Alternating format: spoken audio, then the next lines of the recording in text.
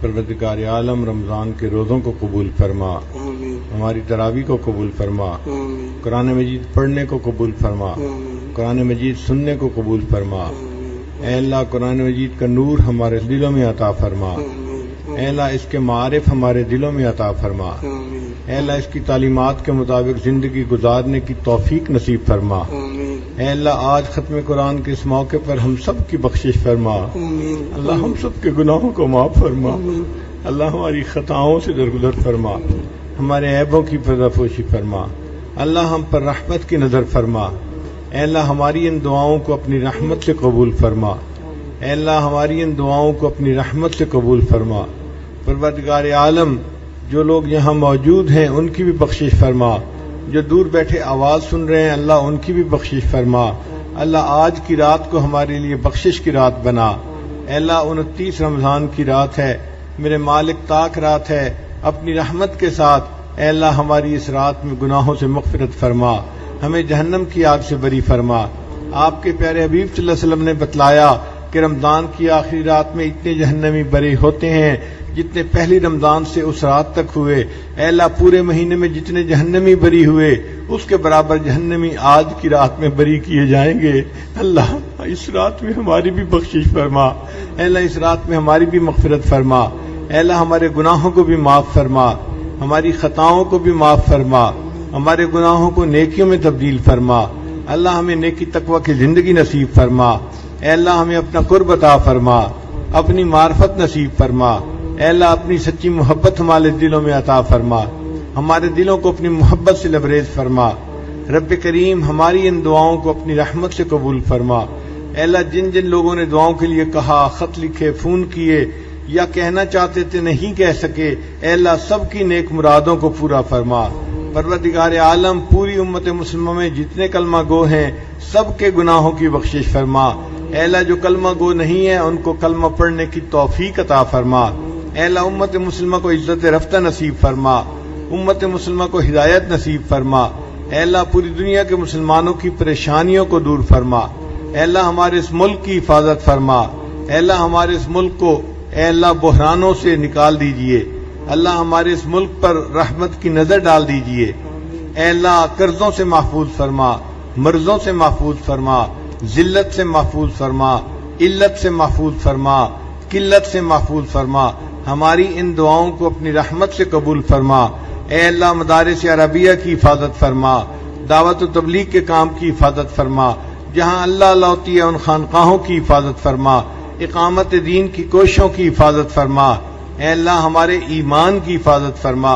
میرے مالک معتکفین جتنے دور قریب سے یہاں آئے ہیں اے اللہ سب کے آنے کو قبول فرما اور سب کو اپنے مقبول بندوں میں شامل فرما۔ اے اللہ ان سب کے دلوں میں نور نسبت عطا فرما۔ اے اللہ ان کو قیامت کے دن اپنے مشائخ کے نور نسبت کے ساتھ کھڑا ہونے کی توفیق نصیب فرما۔ ربنا تقبل منا انک انت السمیع العلیم تب علینا انک انت التواب الرحیم۔ صلی اللہ تعالی علی حبیبہ سیدنا محمد وآلہ واصحابہ اجمعین برحمتک یا ارحم الراحمین۔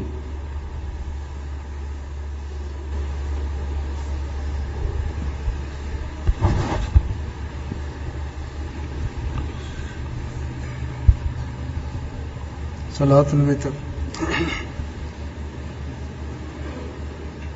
اللہ اکبر۔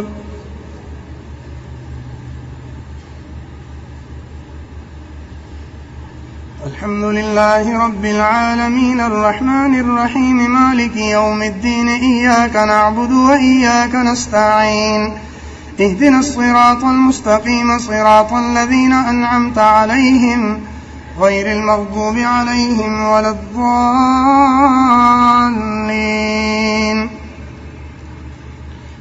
أصطفى البنات على البنين ما لكم كيف تحكمون أفلا تذكرون أم لكم سلطان مبين فأتوا بكتابكم إن كنتم صادقين۔ الله أكبر۔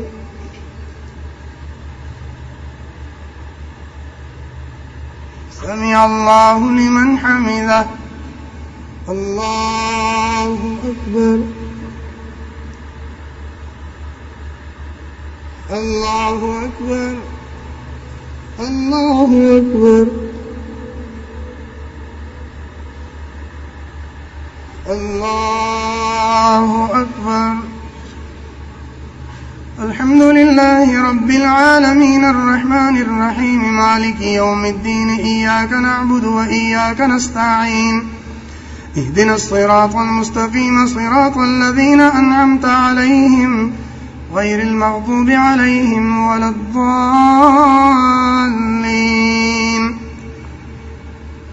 وجعلوا بينه وبين الجنة نسبا ولقد علمت الجنة إنهم لمحضرون.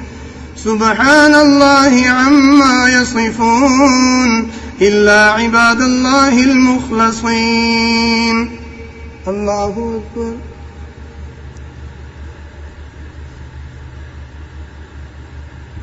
سمع الله لمن حمده. الله أكبر الله أكبر الله أكبر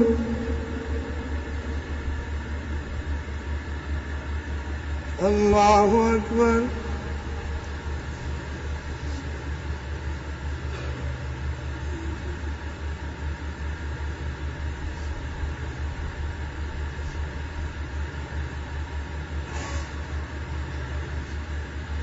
الله أكبر. الحمد لله رب العالمين الرحمن الرحيم مالك يوم الدين إياك نعبد وإياك نستعين اهدنا الصراط المستقيم صراط الذين أنعمت عليهم غير المغضوب عليهم ولا الضالين.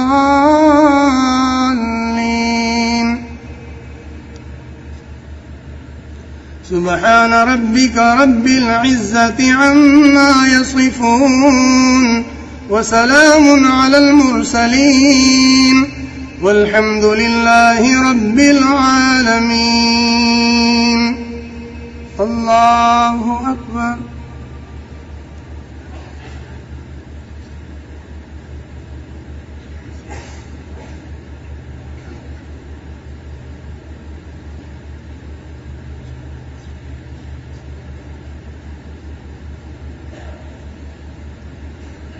الله أكبر.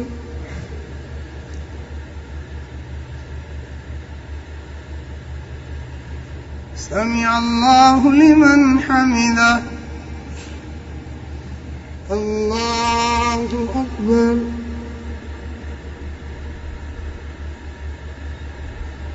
الله أكبر. الله أكبر.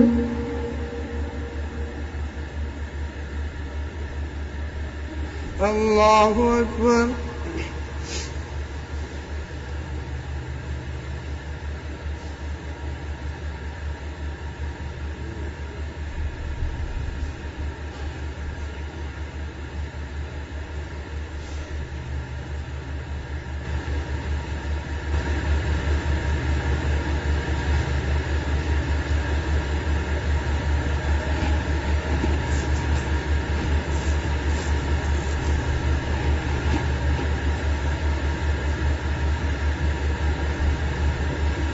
السلام عليكم ورحمة الله. السلام عليكم ورحمة الله.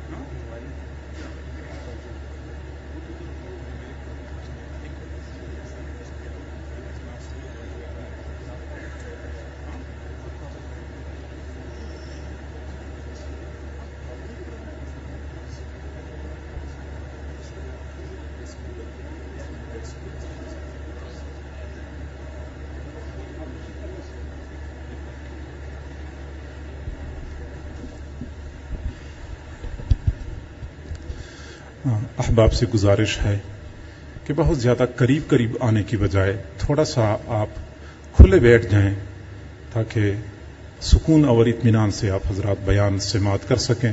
جتنا آپ لوگ تنگ بیٹھیں گے اتنا ہی اپنے لیے خود تنگی کریں گے، اور جو بندہ اپنے لیے تنگی کرتا ہے اللہ بھی اس کے اوپر تنگی کرتا ہے. جو بندہ اپنے لیے کشادگی چاہتا ہے کشادگی اختیار کرتا ہے، اللہ تعالیٰ بھی کشادگی فرماتے ہیں.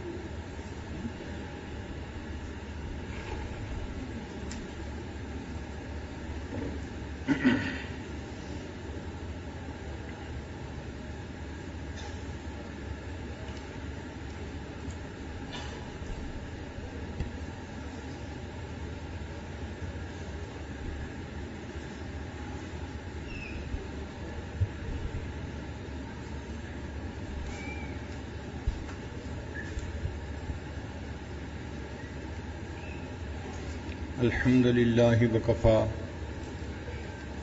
وسلام على عباده الذين اصطفى أما بعد أعوذ بالله من الشيطان الرجيم بسم الله الرحمن الرحيم يا أيها الناس اتقوا ربكم الذي خلقكم من نفس واحدة وخلق منها زوجها وبث منهما رجالا كثيرا ونساء واتقوا الله الذي تساءلون به والأرحام إن الله كان عليكم رقيبا. وقال الله تعالى في مقام آخر يا أيها الذين آمنوا اتقوا الله حق تقاته ولا تموتن إلا وأنتم مسلمون. وقال الله تعالى في مقام آخر يا أيها الذين آمنوا اتقوا الله وقولوا قولا سديدا يصلح لكم أعمالكم ويغفر لكم ذنوبكم ومن يطع الله ورسوله فقد فاز فوزا عظيما.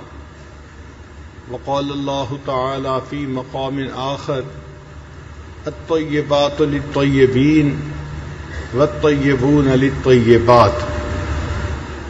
وقال الله تعالى في مقام آخر نساؤكم حرث لكم فاتوا حرثكم أنّا شئتم وقدموا لأنفسكم واتقوا الله. وقال الله تعالى في مقام آخر هن لباس لكم وأنتم لباس لهن. وقال الله تعالى في مقام آخر وعاشروهن بالمعروف. وقال رسول الله صلى الله عليه وسلم النكاح من سنتي. وفي رواية أخرى فمن رغب عن سنتي فليس مني. وقال رسول الله صلى الله عليه وسلم افشوا النكاح بينكم أو كما قال عليه الصلاة والسلام. سبحان ربك رب العزة عما يصفون وسلام على المرسلين والحمد لله رب العالمين. اللهم صل على سيدنا محمد وعلى آل سيدنا محمد وبارك وسلم.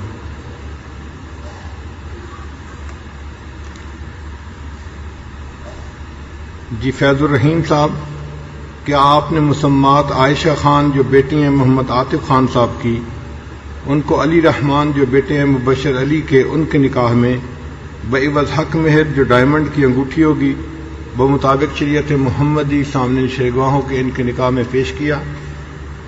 جی دوبارہ پوچھتا ہوں، فیض الرحیم صاحب، کیا آپ نے مسمات عائشہ خان جو بیٹی ہیں محمد عاطف خان صاحب کی، ان کو علی رحمان جو بیٹے ہیں مبشر علی صاحب کے، ان کے نکاح میں بعوض حق مہر جو ڈائمنڈ کی انگوٹھی ہوگی بمطابق شریعت محمدی سامنے شرگواہوں کے ان کے نکاح میں پیش کیا؟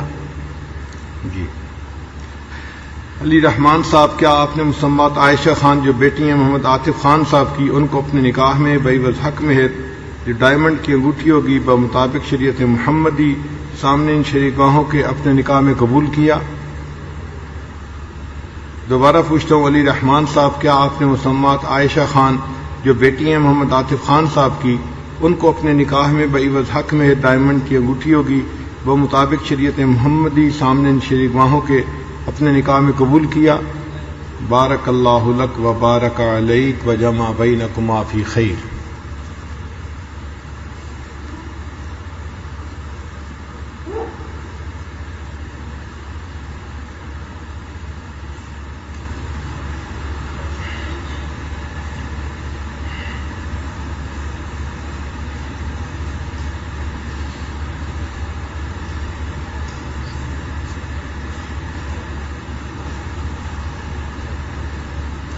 الحمد للہ وکفا وسلام علی عبادہ الذین اصطفی، اما بعد، اعوذ باللہ من الشیطان الرجیم، بسم اللہ الرحمن الرحیم، والذین آمنوا اشد حبا للہ، سبحان ربک رب العزۃ عما یصفون، وسلام علی المرسلین، والحمد للہ رب العالمین۔ اللہم صلی علی سیدنا محمد وعلی آل سیدنا محمد وبارک وسلم۔ رمضان مبارک کی 29 گجرات ہے۔ ایک عالم صاحب نے رکا لکھا کہ جی چاہتا ہے کہ آج کی اس آخری محفل میں آپ اللہ رب العزت کی محبت کی باتیں سنائیں۔ ہم 10 دن سے اس کے دروازے پر اس کی چوکھٹ پکڑ کے بیٹھے ہیں۔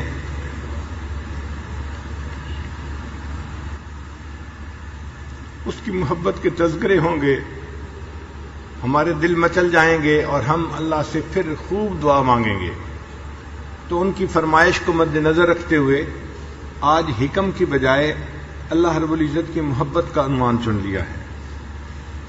انسان کے جسم کے ہر عضو کا ایک کام ہے، آنکھ کا کام دیکھنا، زبان کا کام بولنا، دماغ کا کام سوچنا اور دل کا کام محبت کرنا۔ دل بحر محبت ہے، محبت یہ کرے گا، لاکھ اس کو بچا تو یہ کسی پر تو مرے گا۔ پتھر سے ہو، خدا سے ہو یا پھر کسی سے ہو، آتا نہیں ہے چین محبت کیے بغیر۔ انسان کا دل محبت کیے بغیر رہ نہیں سکتا۔ یہ الگ بات ہے کہ خالق کی محبت ہو تو نور ہوگا، اور اگر اس کی بجائے مخلوق کی محبت ہوگی تو یہ انسان کے دل میں اندھیرا ہوگا۔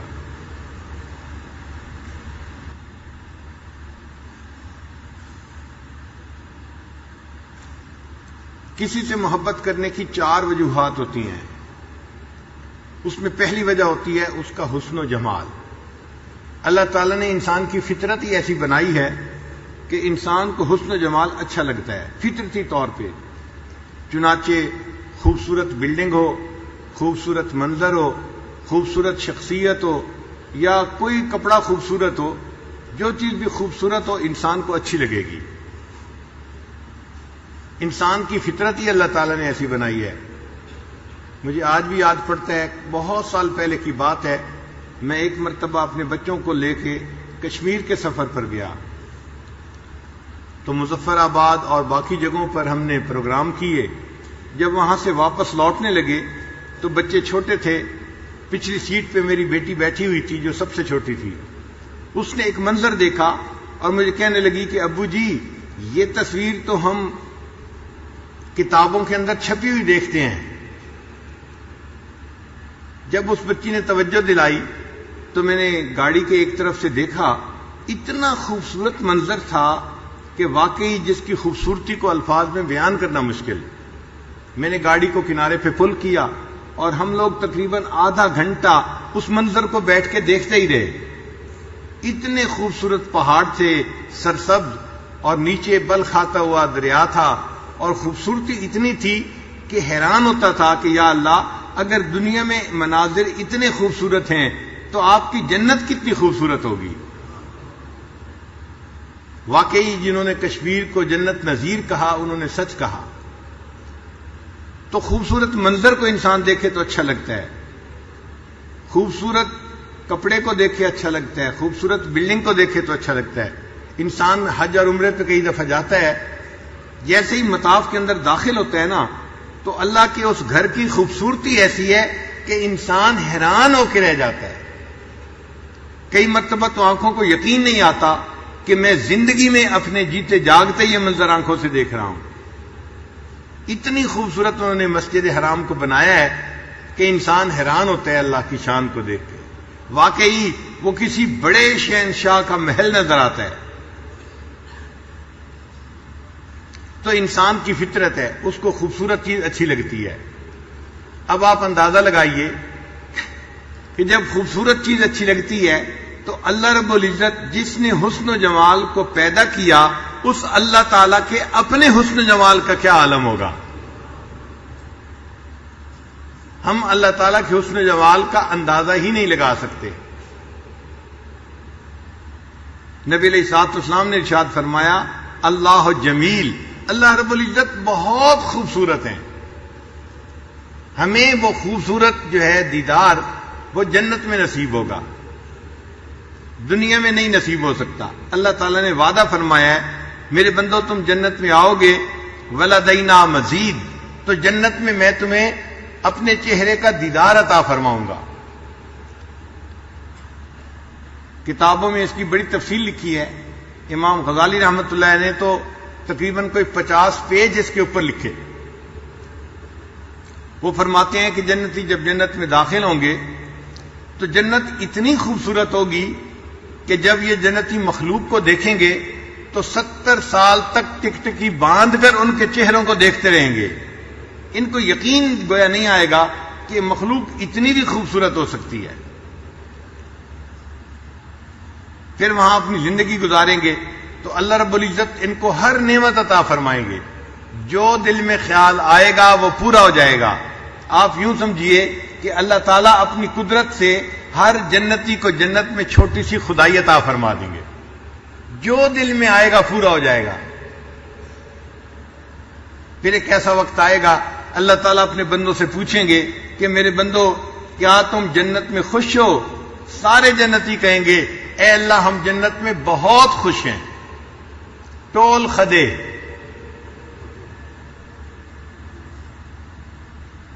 جب یہ کہیں گے کہ ہم بہت خوش ہیں اور سب کچھ بالکل ٹھیک ہے، پھر اللہ تعالیٰ کہیں گے کہ اچھا ایسے کرو کہ تم اپنے علماء سے پوچھو جا کے۔ ہمیں دنیا میں بھی علماء کی ضرورت ہے، اور اللہ کی شان دیکھیں کہ جنت میں بھی علماء کی ضرورت پڑے گی۔ تو جنتی اپنے اپنے علماء جن سے ان کا تعلق تھا، جن کے پیچھے جمعہ پڑھتے تھے یا جن کے ساتھ تعلق رکھتے تھے، ان سے پوچھیں گے کہ اللہ رب العزت پوچھتے ہیں ہم اللہ تعالیٰ کو کیا جواب دیں۔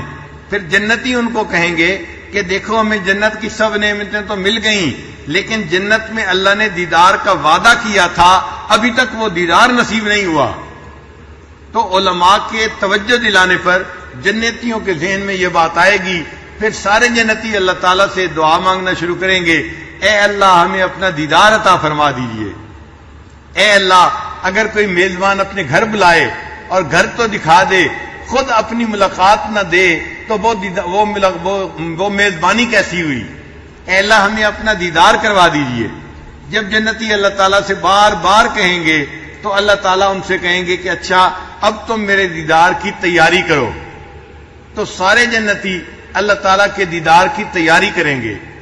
جیسے دنیا کے اندر شادی ہوتی ہے تو گھر والے اس کے لیے تیاری کرتے ہیں، ایسے ہی جنتی دیدار کی تقریب کے لیے جنت میں تیاری کریں گے۔ جنت میں ایک بازار لگے گا، وہاں پہ جنتی جائیں گے مرد عورتیں، اور جیسا حسن چاہیں گے ان کو اپنی من پسند کا حسن مل جائے گا۔ دنیا میں تو کسی کا چہرہ گول ہے تو لمبا نہیں ہو سکتا، لمبا ہے تو گول نہیں ہو سکتا، آنکھیں جیسی ہیں وہ اس سے بدل نہیں سکتی، صرف اتنا ہے کہ انسان چاہتا ہے تو چہرے کے اوپر کچھ لیپ لگا لیتا ہے۔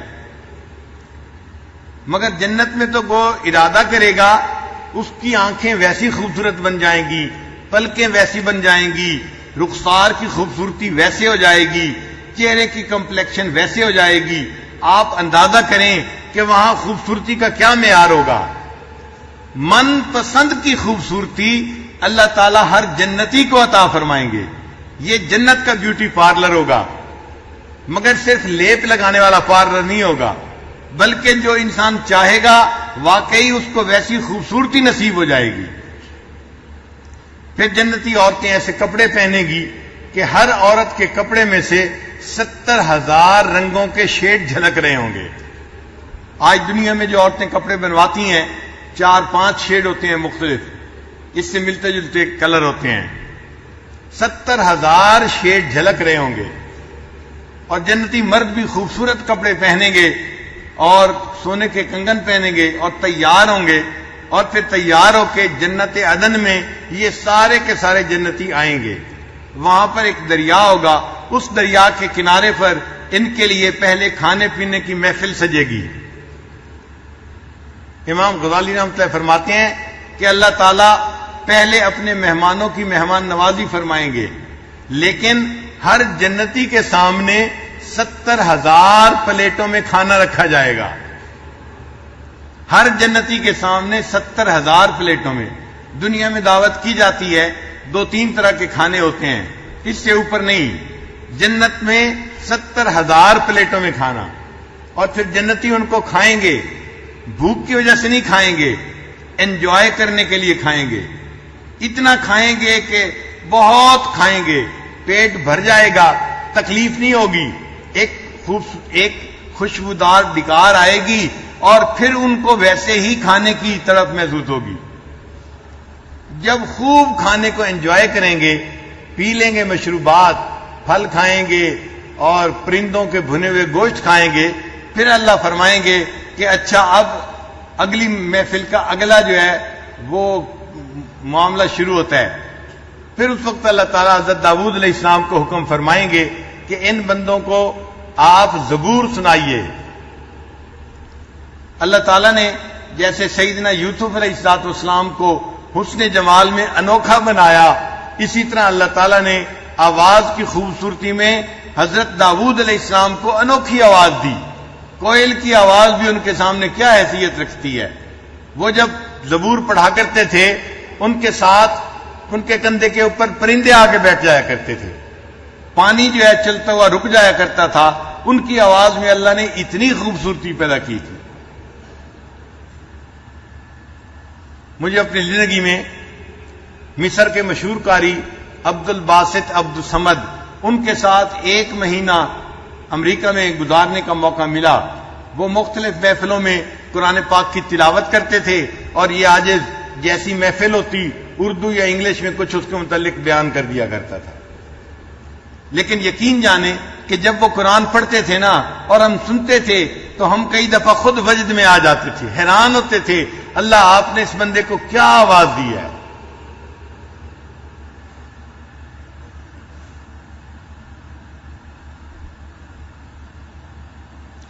تو اگر عام لوگوں کی آواز اتنی خوبصورت ہوتی ہے تو حضرت داؤد علیہ السلام کی آواز کتنی خوبصورت ہوگی۔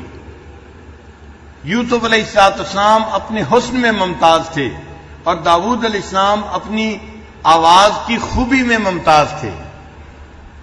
نبی علیہ السلام نے ارشاد فرمایا میرے بھائی یوسف سبیح تھے اور میں ملی ہوں۔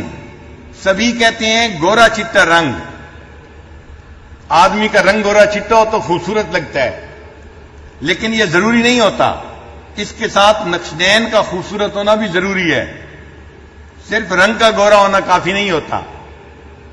اور نبی علیہ السلام نے فرمایا کہ میں ملی ہوں، ملیح کا لفظ ملح سے نکلا ہے، مل نمک کو کہتے ہیں، یعنی میں نمکین چہرہ ہوں. تو نبی علیہ الصلوۃ والسلام کا رنگ بھی خوبصورت تھا، سفید تھا، مگر نبی علیہ الصلوۃ والسلام کے اوپر خوبصورتی بہت زیادہ تھی. یوسف علیہ السلام بھی بہت خوبصورت تھے، اور حضرت نبی علیہ الصلوۃ والسلام بھی بہت زیادہ خوبصورت تھے. خوبصورتی میں فرق کتنا تھا؟ خوبصورتی میں فرق یہ تھا کہ جو یوسف علیہ السلام کے چہرے کو دیکھتا تھا تو اس کی چہرے کے اوپر نظر ٹکتی نہیں تھی. چہرہ اتنا خوبصورت تھا، اتنا خوبصورت تھا، وہ بندہ سمجھتا تھا یہ انسان نہیں، کوئی فرشتہ ہے. ما ھذا بشرا ان ھذا الا ملک کریم، یہ تو کوئی فرشتہ ہے. تو اس کی نظر یوسف علیہ السلام کے چہرے پہ ٹکتی نہیں تھی. تو دونوں کے حسن میں فرق یہ تھا کہ یوسف علیہ السلام کا حسن ایسا تھا جو دیکھتا تھا اس کی چہرے پہ نظر ٹکتی نہیں تھی، اور میرے آقا صلی اللہ علیہ وسلم کا حسن ایسا تھا جو کوئی آپ کو دیکھتا تھا اس کی نظر آپ کے چہرے سے ہٹتی نہیں تھی، وہ دیکھتا ہی رہ جاتا تھا. اللہ نے اپنے پیارے نبی صلی اللہ علیہ وسلم کو خوبصورتی ایسی عطا فرمائی تھی. اسی طرح داؤد علیہ السلام کو آواز ایسی خوبصورتی عطا فرمائی. چنانچہ داؤد علیہ السلام تلاوت کریں گے، اللہ کا کلام سنائیں گے، وہ ایک عجیب محفل ہوگی، سارے جنتی اس کلام کو سنیں گے، ایسی آواز ہوگی کہ کانوں میں رس گھل جائے گا.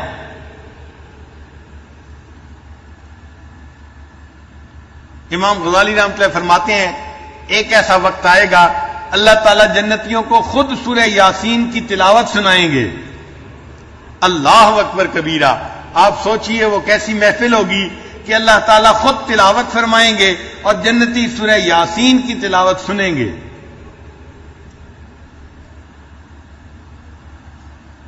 پھر جب تلاوت سن کے جنتی مزے لے لیں گے تو پھر اللہ تعالیٰ ان کو اپنا دیدار کروائیں گے. یہ دیدار ایسا ہوگا بے جہت، بے کیف، بے شبو، بے مثال. نہ آپ ڈائریکشن کا تعین کر سکتے ہیں، نہ کیفیت کا تعین کر سکتے ہیں، نہ اس کی تشبیہ دے سکتے ہیں، نہ اس کی کیفیت بیان کر سکتے ہیں. لیکن اتنا خوبصورت یہ دیدار ہوگا کہ جو بندہ دیکھے گا وہ خوش ہو جائے گا. بس اتنا ہی کہا جا سکتا ہے کہ وہ ذات جس نے حسن کو پیدا کیا اس کے اپنے حسن جمال کا کیا عالم ہوگا. امام غزالی رحمۃ اللہ نے لکھا ہے کہ جنتی 9 لاکھ سال تک اللہ کا دیدار کرتے رہیں گے. 9 لاکھ سال تک دیدار کرتے رہیں گے.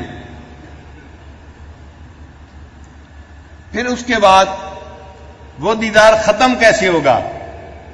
اس پہ علماء نے عجیب بحث لکھی ہے. وہ فرماتے ہیں کہ اگر جنتی دیدار کرنا چاہیں اور اللہ تعالیٰ دیدار بند کروا دے، اس میں بخالت کا شبہ ہے کہ جلوہ دکھانے والا بخیل ہے کہ دیکھنے والے تو دیکھنا چاہتے ہیں، وہ جلوہ دکھاتا نہیں ہے، تو اس میں شبہ بخالت ہے. اور اگر اللہ تعالیٰ دیدار کروانا چاہیں اور بندے دیدار نہ کریں تو یہ بندوں کے لیے باعث خجالت ہے، یہ شرمندگی ہے بندوں کے لیے کہ اللہ دیدار کروانا چاہتے ہیں اور بندے دیدار نہیں کرتے.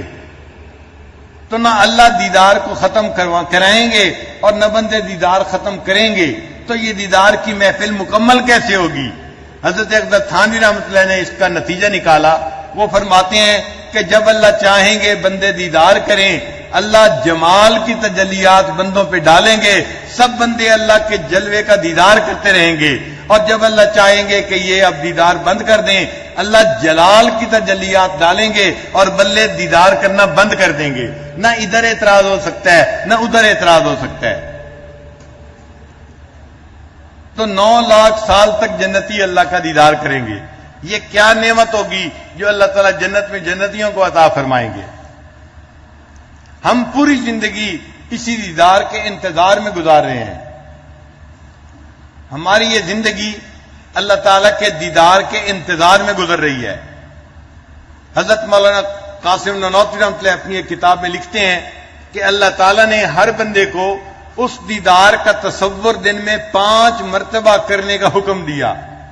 یہ جو ہم نماز پڑھتے ہیں نا، یہ اس جنت کے دیدار کا تصور دن میں 5 مرتبہ کرتے ہیں. تو دنیا میں تو اس کا تصور کر کے مزے لیتے ہیں، پھر جنت میں جائیں گے تو اللہ تعالیٰ اپنا دیدار عطا فرمائیں گے. اس دیدار کے انتظار میں مومن اپنی زندگی گزارتا ہے. کسی شاعر نے اللہ تعالیٰ کے ملاقات اور حسن و جمال کے بارے میں کچھ اشعار لکھے ہیں. میری زندگی تو فراق ہے وہ ازل سے دل میں مکیں سہی. ہماری زندگی تو فراق ہی ہے نا، کہ زندگی میں تو لقاء نہیں ہو سکتی، وہ مرنے کے بعد ہوگی. اس لیے فور فرمایا کہ الموت جسر یوصل الحبیب الی الحبیب، موت ایک پل ہے، ایک دوست کو دوسرے دوست کے ساتھ ملا دیتی ہے، مگر زندگی تو انتظار میں گزرتی ہے. تو وہ کہتے ہیں میری زندگی تو فراق ہے وہ ازل سے دل میں مکیں سہی، وہ نگاہ شوق سے دور ہے رگ جاں سے لاکھ کریں سہی. سر طور ہو سر حشر ہو ہمیں انتظار قبول ہے. دیدار طور پہ ہو یا حشر کے دن ہو، سر طور ہو سر حشر ہو ہمیں انتظار قبول ہے.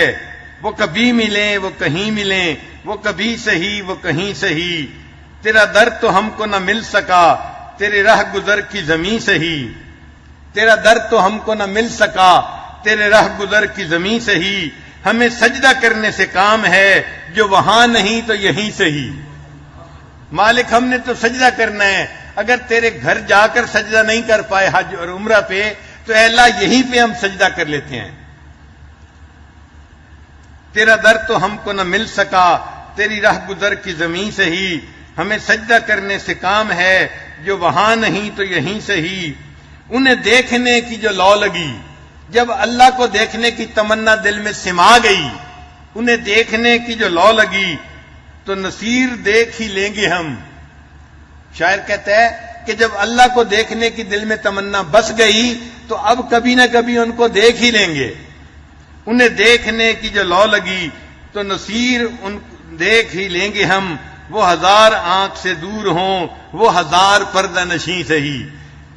وہ ہزار آنکھ سے دور ہوں وہ ہزار پردہ نشیں سہی. اگر دل میں دیکھنے کی لو لگ گئی ہے تو کبھی نہ کبھی اللہ ان کے دیدار کی توفیق عطا فرما دیں گے.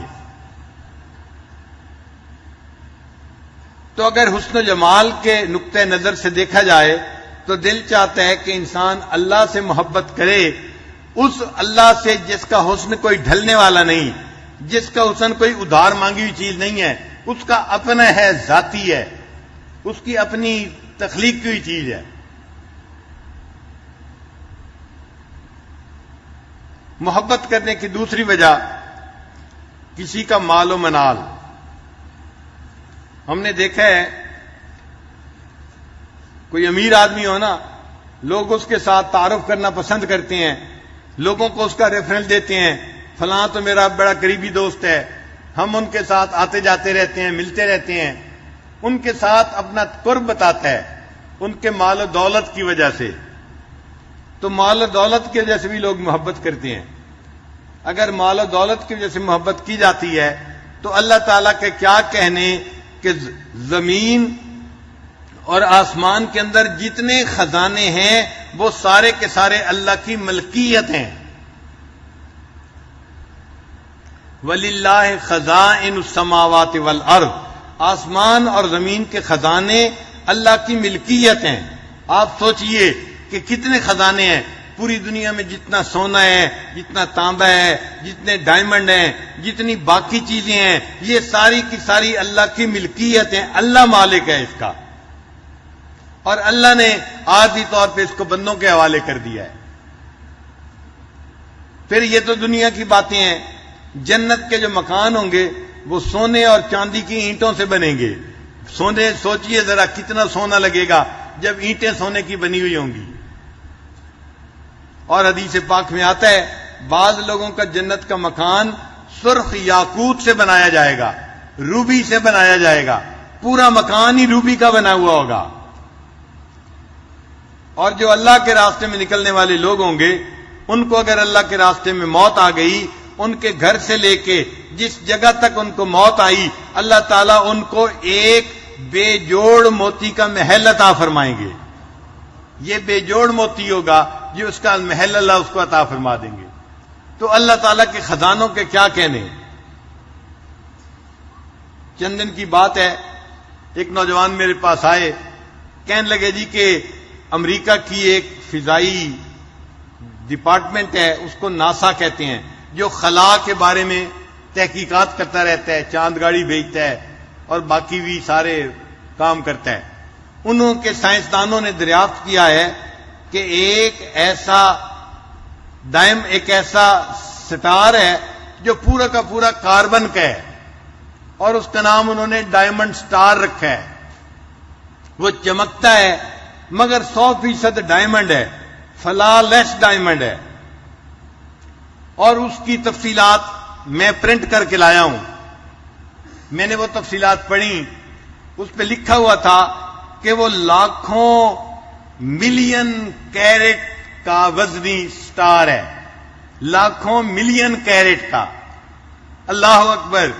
1 کیرٹ کا ڈائمنڈ ہو اس کی قیمت $1,00,000 ہوتی ہے، اگر 2 کیرٹ کو تو 2 لاکھ ہوتی ہے، 3 کیرٹ کا $3,00,000 ہوتی ہے. آپ اندازہ کیجئے کتنے مہنگے ہوتے ہیں یہ ڈائمنڈ. اور وہ فلالیس ڈائمنڈ لاکھوں ملین کیرٹ کا ڈائمنڈ ہے، اور اس کا ایک سرے سے دوسرے سرے کا فاصلہ 4000 کلومیٹر ہے. 4000 کلومیٹر اس کی ایک سائڈ سے دوسرے سائڈ کا فاصلہ ہے. اور سائنسدانوں نے لکھا تھا کہ ہم نے لیزر سے اس کا پتہ کیا ہے، وہ بالکل فلالیس ہے. 4000 کلومیٹر میں کوئی ایک جگہ ایسی نہیں جہاں پہ فلا ہو، اس میں کوئی فلا ہے ہی نہیں، وہ ایسا ڈائمنڈ ہے. اس کو میں نے بھی پڑھا تو حیرت ہوئی. وہ صاحب تو بڑے حیران تھے، کہنے لگے جی حیرت کی بات ہے، اتنا بڑا ڈائمنڈ خلا کے اندر موجود ہے. میں نے کہا کہ اچھا بات سنو، میرے ذہن میں ایک بات آ رہی ہے. کہنے لگا کیا؟ میں نے کہا مجھے لگتا ہے کہ فرشتے جنت میں کسی ولی کا گھر بنا رہے تھے اس ڈائمنڈ کی اینٹوں سے، اور ایک اینٹ جیسے مزدور کے ہاتھ سے گر جاتی ہے نا، کسی فرشتے کے ہاتھ سے گر گئی، وہ خلا کے اندر اب سٹار بن کے پھر رہی ہے.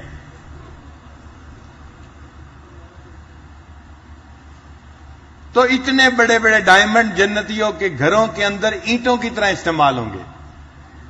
اللہ کے مال و منال اور خزانوں کا کیا کہنا. اس نقطۂ نظر سے دیکھیں تو دل کہتا ہے کہ اگر محبت کرنی ہو تو کس سے کی جائے؟ اللہ رب العزت سے کی جائے. اور تیسری وجہ جو ہے محبت کرنے کی، وہ ہے کسی کا فضل و کمال، کسی کی صفات کی وجہ سے. انسان ہے، کوئی بھی اگر اپنے اندر صفات پیدا کر لینا تو لوگ اس سے محبت کرتے ہیں. بلکہ نوجوان تو بعض کھلاڑیوں کے نمبروں کی جرسیاں پہن کے پھر رہے ہوتے ہیں. چونکہ وہ کھلاڑی اچھا کھیلنے والا ہوتا ہے تو اس کے نمبر کی جرسیاں پہنتے ہیں کہ ہمیں اس سے محبت ہے.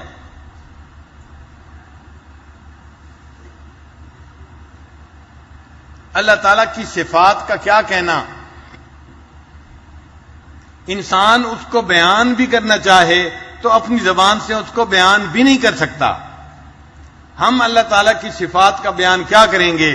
اللہ کے پیارے حبیب صلی اللہ علیہ وسلم حضرت محمد مصطفیٰ احمد مجتبیٰ صلی اللہ علیہ وسلم نے اللہ تعالیٰ کے حسن جمال کو یوں بیان کیا، اللہم لا احصی ثناء علیک، اے اللہ میں آپ کی تعریفوں کا احاطہ نہیں کر سکتا، انت کما اثنیت علی نفسک، آپ اتنے خوبصورت ہیں جیسے آپ نے اپنی صفات کو خود بیان فرمایا ہے.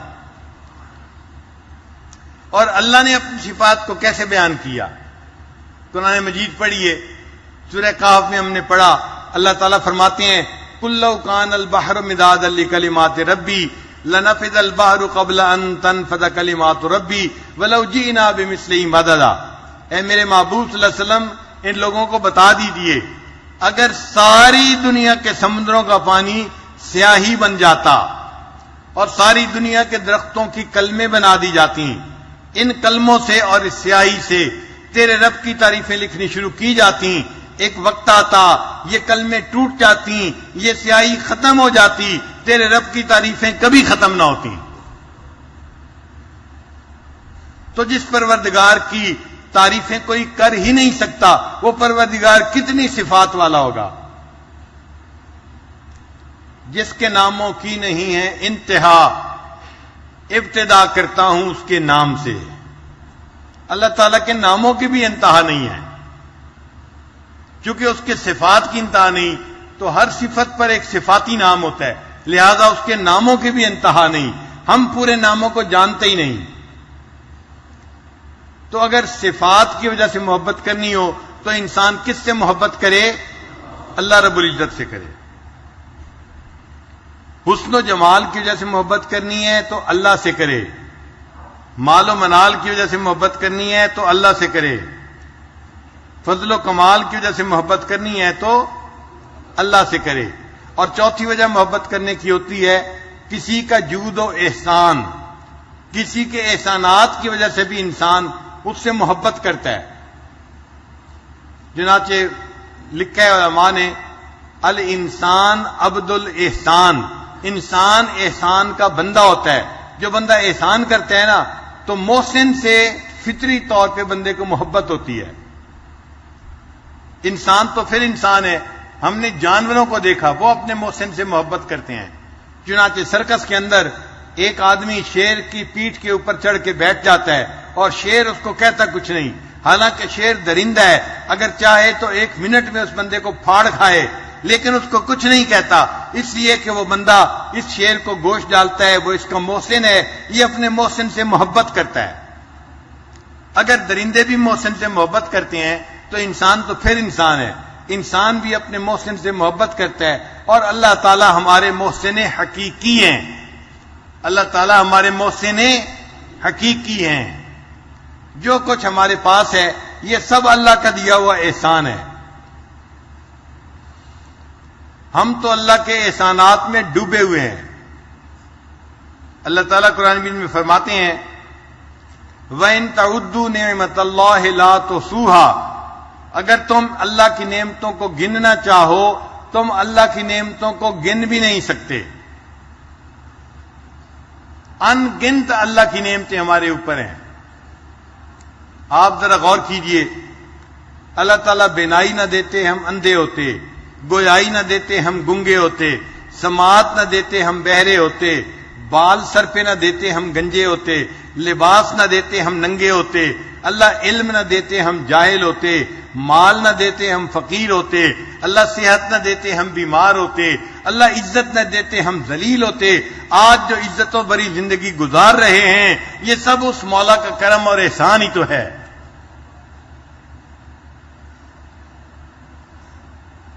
تو ہم تو اللہ تعالیٰ کے احسانات کو گن بھی نہیں سکتے، اتنے احسانات میں ڈوبے ہوئے ہیں.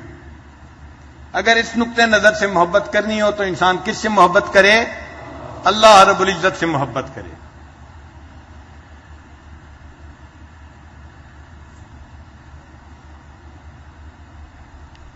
اعتکاف کے 10 دن اللہ رب العزت نے اپنے گھر میں آنے کی توفیق عطا فرمائی. اس میں ہمارا کمال نہیں ہے، یہ اس کمال والے کا کمال ہے. اللہ نے مہربانی فرمائی، ہمیں اپنے دروازے پہ جمع کر لیا. یہ اللہ کا احسان ہے. ہم اس کے احسان مند ہیں کہ اللہ آپ نے اپنے گھر میں حاضری کی توفیق عطا فرمائی. اجازت ہو تو آ کر میں بھی شامل ان میں ہو جاؤں. اجازت ہو تو آ کر میں بھی شامل ان میں ہو جاؤں. سنا ہے کل تیرے در پر ہجوم عاشقاں ہوگا. یہ دیکھو عاشقوں کا مجمع اللہ کے در کے اوپر آج جمع بیٹھا ہے. 10 دن گزر گئے بیٹھے بیٹھے، اور آج ہم نہیں جانتے.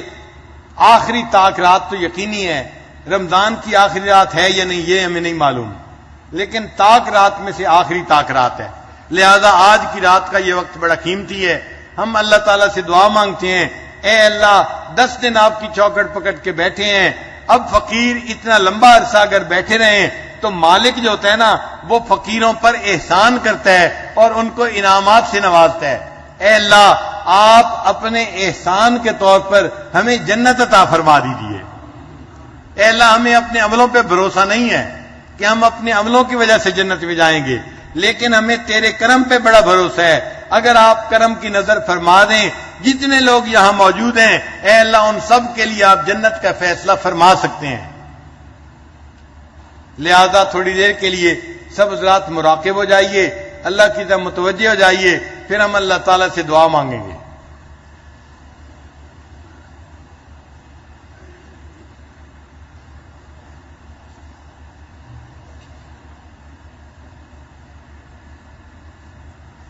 نیچے دیکھیے،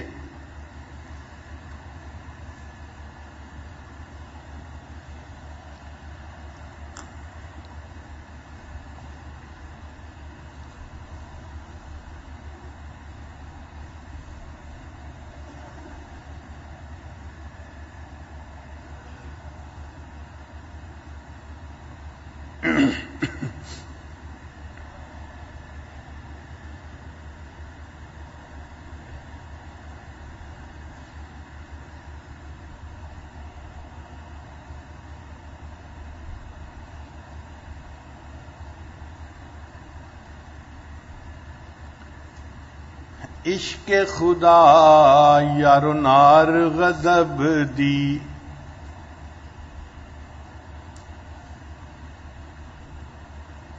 عشق خدا یارو نار غضب دی، ویکھو قسمت وچ ونج پئی ہاں تے سڑ بجھ گئی ہاں۔ عشق خدا یارو نار غضب دی، تے ویکھو قسمت وچ ونج پئی ہاں تے سڑ بجھ گئی ہاں۔ چولا برکا صبر دا میرے تے ہو گیا تھیاں تھیاں تے چپ کر گئی ہاں۔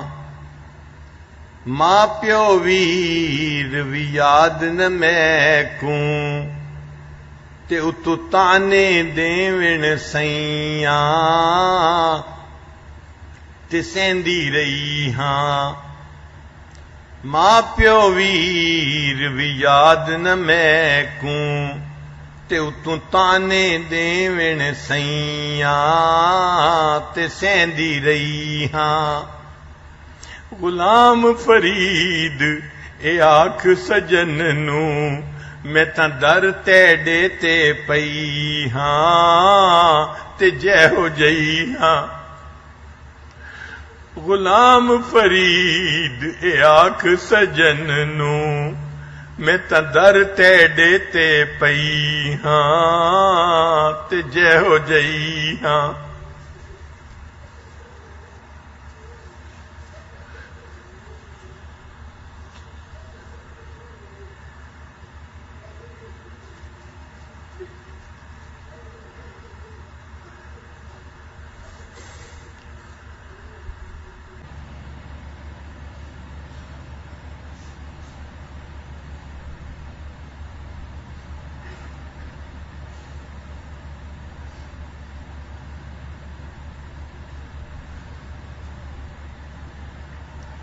لا الہ الا اللہ محمد رسول اللہ۔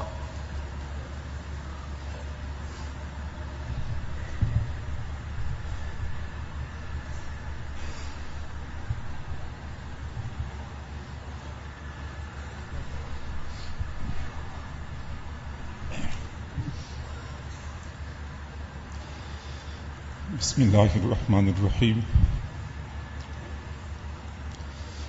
اللہ رب العزت کی یہ عادت مبارکہ ہے کہ جب کوئی بندہ محنت کرتا ہے تو اللہ تعالیٰ اس کی محنت کو ضائع نہیں کرتا، اور پھر خاص طور پہ ہمارے نقش بندی سلسلہ میں جب سالکین بیعت ہوتے ہیں، پھر مراقبات، مجاہدات، اشغال و اوراد کی پابندی کرتے ہیں، تو اللہ تعالیٰ ضرور بھی ضرور ان کو نوازتے ہیں، اپنا قرب اور وصل عطا فرما دیتے ہیں۔ حضرت خواجہ نقش بند بخاری رحمت اللہ علیہ فرمایا کرتے تھے، در طریق ماں محرومی نیست، میرے اس طریق میں، میرے نقش بندی سلسلے میں محرومی نام کی کوئی چیز نہیں ہے۔ سالک کی سستی کے علاوہ کوئی اور چیز رکاوٹ نہیں بن سکتی۔ طریقہ یہ ہے کہ جب سالکین اپنے شیخ سے تعلق جوڑتے ہیں، شیخ کی بتائی ہوئی تعلیمات کے مطابق زندگی گزارتے ہیں، ان کے بتائے ہوئے اوراد اور وظائف کی پابندی کرتے ہیں، تو سلوک کے مراحل طے کرتے کرتے مریدین ایک ایسے مقام پہ پہنچتے ہیں کہ شیخ کو نظر آتا ہے کہ اب یہ بندہ اس قابل بن چکا ہے کہ وہ دوسرے لوگوں کو اللہ تعالیٰ سے جوڑے۔ شیخ کو بھی یہ نظر آتا ہے، اللہ رب العزت کی جانب سے بھی ان کو القاء ہوتا ہے، اللہ تعالیٰ کی طرف سے بھی حکم ہوتا ہے کہ اب یہ بندہ ہے اور یہ اس قابل ہو چکا ہے کہ وہ میرے بچھڑے ہوئے بندوں کو مجھ سے ملا لے۔ پھر شیخ کے سینے میں جو امانت ہوتی ہے نسبت کی اور خلافت کی، پھر وہ مجبور ہوتے ہیں وہ نسبت اور خلافت کی امانت اپنے مریدین کو منتقل کرتے ہیں۔ بظاہر خلافت اور نسبت اعزاز نظر آتا ہے، حالانکہ حقیقت میں یہ بہت بڑا بوجھ ہے۔ یہ 2-4 گز کی پگڑی بظاہر بہت ہلکی ہے، لیکن جن کو احساس ہوتا ہے یہ پہاڑوں سے بھی زیادہ وزنی ہوتی ہے، بہت مشکل سے اس بوجھ کو اٹھانا ہوتا ہے۔ ہماری اسی مجمع میں بہت سارے ایسے سعادت مند اور خوش نصیب حضرات موجود ہیں جن کا تعلق حضرت جی سے جڑ گیا، پھر وہ رفتہ رفتہ آہستہ آہستہ سلوک کے منازل طے کرتے گئے۔ آج وہ مبارک اور مقدس لمحات پہنچ چکے ہیں کہ ان کو نسبت اور خلافت کی بشارت دی جاتی ہے۔ نہایت ہی مقدس محفل، مقدس لمحات ہیں، رمضان المبارک کی بابرکت گھڑیاں ہیں، اور ان حضرات کو اجازت اور خلافت اس وقت دی جائے گی۔ ان حضرات میں سے ایک ایک کا نام لیا جائے گا۔ آپ حضرات سے گزارش ہے کہ جب وہ اٹھیں تو ان کو راستہ دیں تاکہ وہ آسانی سے آگے آ جائیں۔ ان کی دستار بندی بھی کی جائے گی اور پھر ان کو باقاعدہ بیعت بھی کیا جائے گا۔ آخر میں پھر اطمینان سے سکون سے دعا کی جائے گی، چونکہ ختم قرآن کی تقریب بھی ہے اور یہ نہایت ہی بابرکت اور دعاؤں کی قبولیت کی گھڑیاں ہیں۔ ہمیں چاہیے کہ ہم اس سے فائدہ اٹھائیں، رجوع اللہ، انابت اللہ اور اللہ رب العزت کی طرف کامل مکمل دھیان رکھیں۔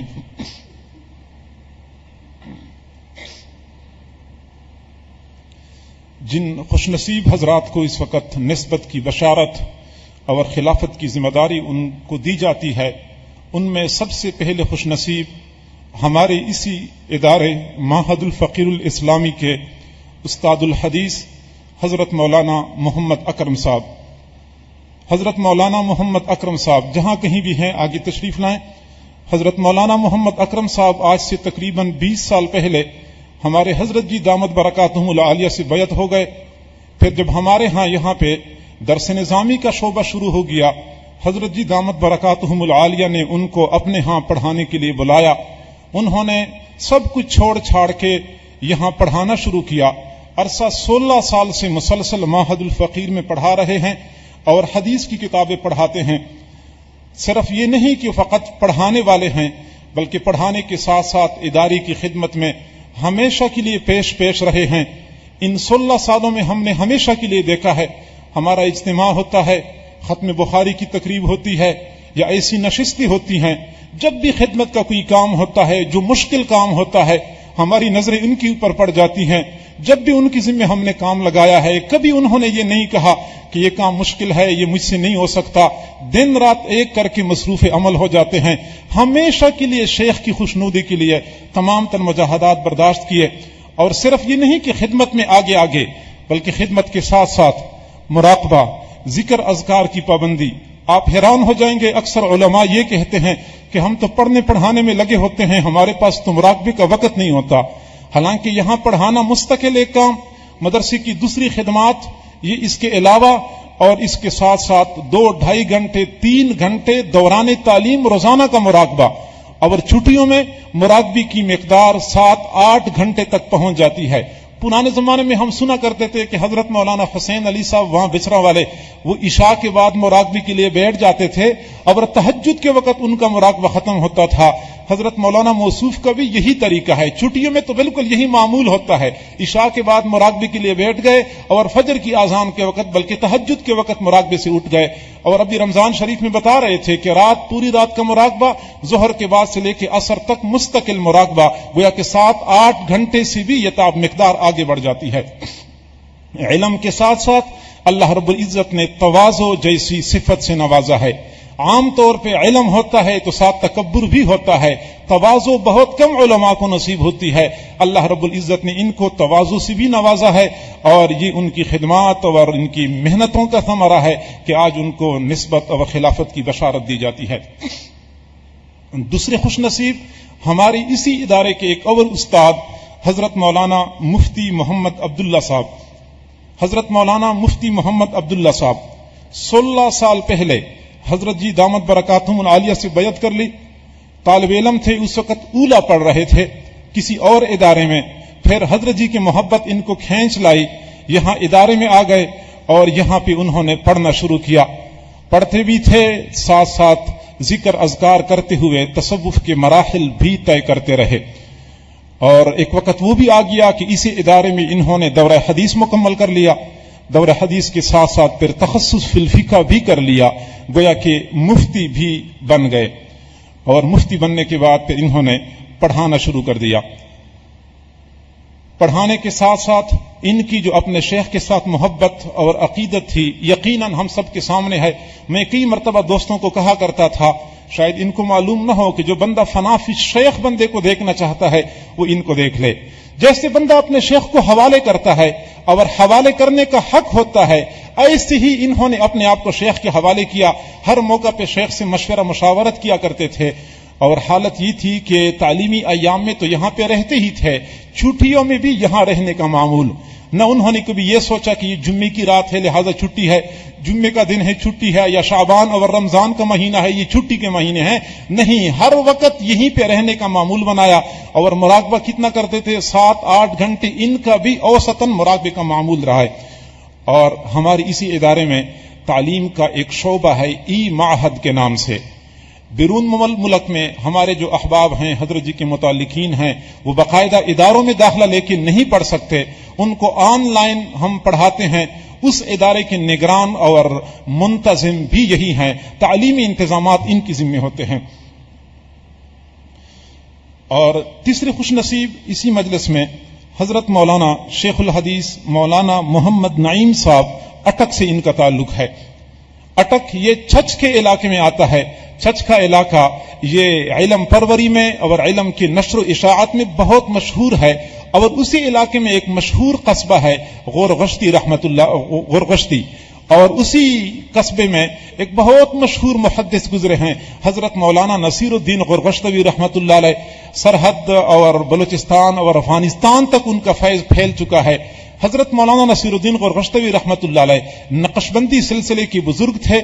وقت کے محدث ہونے کے ساتھ ساتھ ایک بلند پایا شیخ طریقت بھی تھے. حضرت مولانا محمد نعیم صاحب کے والد حضرت صوفی خواجہ نجم الدین صاحب یہ ان سے بیعت تھے. اور فقط بیعت نہیں تھے، اپنے شیخ کے عاشق صادق تھے. بندہ حیران ہو جاتا ہے، دینی امور میں تو شیخ سے مشورہ لینا یہ تو عام معمول ہے. ان کا معمول یہ ہوتا تھا کہ اگر کبھی طبیعت خراب ہوتی تھی تو بیماری کے حوالے سے لوگ کہتے ڈاکٹر کے پاس چلے جاؤ. وہ فرمایا کرتے تھے میں نے تو اپنے شیخ سے مشورہ کرنا ہے. تو بیماری میں بھی حالانکہ شیخ کوئی ڈاکٹر نہیں تھے، کوئی طبیب نہیں تھے، لیکن بیماری کے مشورے مشاورت بھی اپنے شیخ کے ساتھ کیا کرتے تھے. اگرچہ پورے عالم تو نہیں تھے لیکن اپنے علاقے میں مسجد کی امامت بھی کرتے تھے اور ساتھ ساتھ اپنے پورے علاقے میں بچوں کو ناظرہ پڑھایا کرتے تھے. ہم نے بہت غور فکر سے کام لیا، بہت سوچا. بہت سارے اکابر کے جو والد تھے ہم نے معلوم کیا وہ اپنے زمانے میں اپنے علاقے کے بچوں کو ناظرہ قرآن پڑھاتے تھے. بندہ حیران ہو جاتا ہے. حضرت مولانا محمد یحییٰ صاحب رحمت اللہ علیہ، حضرت شیخ الحدیث رحمت اللہ علیہ کے والد، ان کے والد کا بھی یہی معمول تھا، اپنے بچوں کو، محلے کے بچوں کو ناظرہ قرآن پڑھایا کرتے تھے۔ ہمارے حضرت جی دامت برکاتہم العالیہ کے والد گرامی عالم تو نہیں تھے، لیکن اپنے محلے کے بچوں کو بے لوث بغیر کسی معاوضہ کے سال ہا سال تک ناظرہ قرآن پڑھاتے رہے۔ ناظرہ قرآن میں ان کے شاگردوں کی تعداد 20 میں نہیں بلا مبالغہ سینکڑوں میں ہے۔ تو یہ قرآن کا ایک فیض عجیب ہے کہ جب والد بچوں کو ناظرہ قرآن پڑھاتے ہیں، اللہ تعالیٰ ان کی اولاد کو دین کی خدمت کے لیے قبول فرماتے ہیں۔ حضرت مولانا محمد نعیم صاحب 22 سال پہلے حضرت جی دامت برکاتہم العالیہ سے بیعت ہوئے تھے اور جامعہ اشرفیہ کے فاضل ہیں، اور 1995 میں درس نظامی سے فراغت حاصل کر لی۔ پھر اپنے علاقے میں ایک مدرسہ قائم کر لیا، مدرسہ امیر معاویہ غورغشتی اٹک میں۔ اور آپ لوگوں کو پتہ ہے کہ مدرسہ بنانے میں کتنا ٹائم لگتا ہے، مدرسے کو اوپر تک لے جانے میں کتنی محنتیں درکار ہوتی ہیں، لیکن عند اللہ قبولیت کہ مختصر مدت میں حضرت مولانا کے مدرسے نے اتنی ترقی کر لی کہ بندہ حیران ہو جاتا ہے۔ عظیم الشان عمارت، بہترین تعلیم اور تربیت، حضرت خود ہی ادارے کے منتظم بھی ہیں، انتظام و انصرام بھی ان کی ذمہ ہے، اور اس کے ساتھ ساتھ بنات کا شعبہ بھی ہے، وہاں بھی بخاری شریف پڑھاتے ہیں، اور بنین کے شعبے میں بھی بخاری شریف پڑھانے والے ہیں۔ اور صرف یہ نہیں بلکہ حضرت جی کے ساتھ عقیدت اور محبت مثالی۔ جب بھی یہاں پروگرام ہوتا ہے دور کے علاقے سے، علماء کہتے ہیں ہمارے پاس ٹائم نہیں ہوتا، حالانکہ حضرت مولانا جب بھی کوئی پروگرام ہوا تمام تر مصروفیات کے باوجود باقاعدگی کے ساتھ حاضری دینا، اور بنیادی وصف یہ کہ جب بھی یہاں پہ حاضری دی کبھی یہ ظاہر نہیں کیا میں شیخ الحدیث ہوں، میں بڑے ادارے کا محتمم ہوں، چپکے سے جہاں کہیں موقع مل گیا وہاں بیٹھ گئے، اور تواضع کی انتہائی اعلیٰ درجے کی مثال قائم کر دی۔ ان کو بھی ابھی اجازت و خلافت دی جائے گی۔ چوتھے خوش نصیب ہماری اسی مجمع میں، ہماری اسی نشست میں حضرت شیخ ہمایون حنیف صاحب، جن کا تعلق کراچی سے ہے۔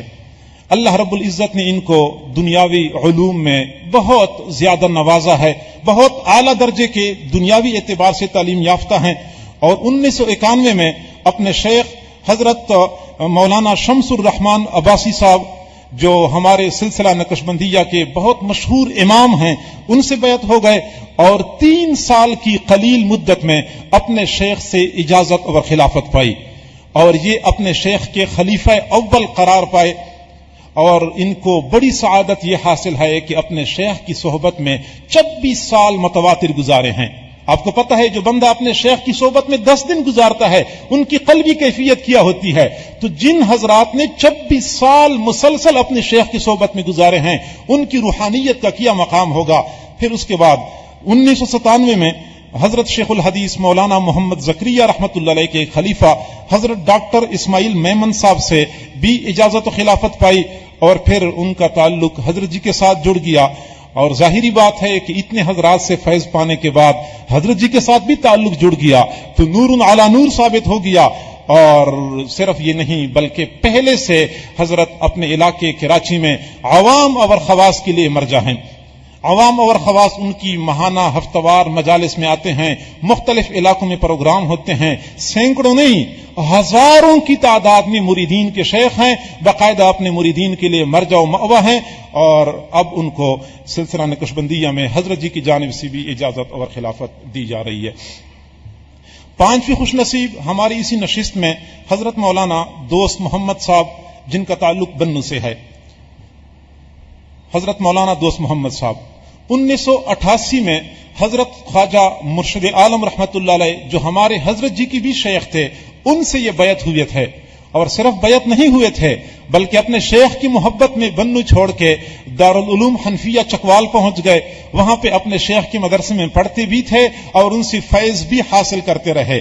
ان کے دنیا سے پردہ فرمانے کے بعد پھر حضرت جی دامت برکاتہم العالیہ سے بیعت ہو گئے، اور پھر بیعت میں محبت انتہائی درجے کی۔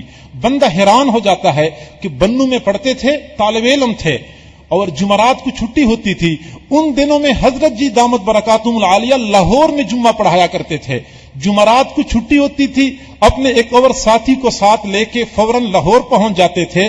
12-14 گھنٹے اس وقت لگا کرتے تھے، نہ سڑکیں اتنی اچھی ہوتی تھی، نہ سفر کی سہولیات اتنی ہوتی تھی۔ 14 گھنٹے کا سفر کر کے بنو سے لاہور پہنچتے تھے، لاہور میں جمعہ پڑھنے کے بعد فوراً پھر روانہ ہوتے تھے اور ہفتے کی صبح کو بنو میں اپنے مدرسے کے اسباق میں پہنچ جایا کرتے تھے۔ اور یہ ایک نہیں، دو نہیں، 4 جمعوں کی بات نہیں ہے، طویل عرصے تک ان کا یہ معمول رہا ہے۔ یہاں سے معلوم ہوتا ہے کہ شیخ کے ساتھ محبت کیا چیز ہوتی ہے۔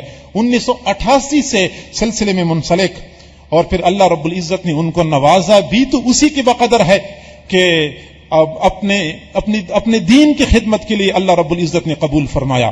لوگ ایک مدرسہ نہیں بنا سکتے، اللہ رب العزت نے ان کو 2 مدرسے بنانے کی توفیق عطا فرمائی ہے۔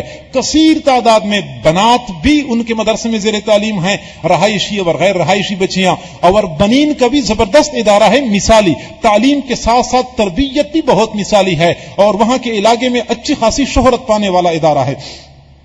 اور صرف یہ نہیں بلکہ خلافت ملنے سے قبل اللہ رب العزت نے دین کی دعوت کے لیے ایسا قبول فرمایا کہ اندرون ملک تو ان کے اسفار ہوتے رہتے ہیں، مختلف شہروں میں پروگراموں میں جانا، دین کی دعوت کے لیے جانا، 5-7 ممالک میں، افریقہ میں اور یمن میں اور ایران میں اور مختلف ممالک میں اللہ رب العزت نے ان کو دین کی دعوت کے لیے قبول فرمایا ہے، اور وہاں پہ گئے ہیں، اللہ کا نام لوگوں تک پہنچایا ہے۔ اور اس کے ساتھ ساتھ اللہ رب العزت نے ان کو خدمت کا جذبہ بھی عطا فرمایا ہے، خدمت کا سلیقہ بھی عطا فرمایا ہے۔ آپ حضرات دیکھتے ہیں معتکفین کی خدمت میں یہ بالکل پیش ہوتے تھے، بلکہ تمام تر خدمات کی نگرانی کرنے والے تھے۔ اس سے پہلے بھی یہاں پہ اعتکاف ہوتا تھا، حضرت جی دامت برکاتہم العالیہ تو یہاں پہ نہیں ہوتے تھے اعتکاف کے وقت، لیکن اپنے شیخ کی اداری کی محبت ان کو کھینچ لاتی تھی، یہاں پہ اعتکاف کیا کرتے تھے، اور جملہ معتکفین کی کھانے پینے کی خدمات، سیکورٹی کی خدمات بنفس نفیس خوشی سر انجام دیا کرتے ہیں۔ تو یہ اللہ رب العزت کی طرف سے ان کو نوازا جا رہا ہے۔ چھٹے خوش نصیب حضرت مولانا کلیم اللہ صاحب، قلعہ عبداللہ سے ان کا تعلق ہے، بلوچستان۔ حضرت مولانا کلیم اللہ صاحب 2005 میں یعنی آج سے 11 سال پہلے اپنے شیخ سے بیعت ہوئے۔ اس وقت جامعہ مدنیہ جدید میں یہ پڑھتے تھے اور وہاں سے فراغت حاصل کر لی۔ دوران طالب علمی بھی ذکر اذکار اشغال میں کافی محنت کرتے تھے۔ پھر اس کے بعد ہمارے حضرت جی دامت برکاتہم علیہ کے زیر سرپرستی چلنے والا ادارہ مدرسہ آس لاہور میں باقاعدہ ایک شعبے کے منتظم کے طور پہ 3 سال تک خدمات سر انجام دیتے رہے۔ لیکن جب انہوں نے دیکھ لیا کہ یہاں پہ تو کام کرنے والے افراد بہت سارے ہیں، جبکہ اپنے علاقے میں کام کرنے کی بہت ضرورت ہے، تو یہاں سے اجازت لے کے پھر اپنے علاقے میں تشریف لے گئے۔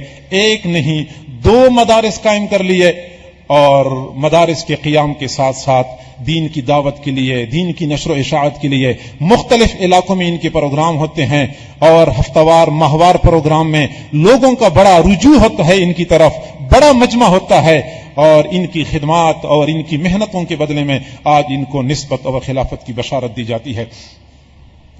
7ویں خوش نصیب حضرت مولانا قاری محمد عمر لیاس صاحب، ان کا تعلق بنو سے ہے۔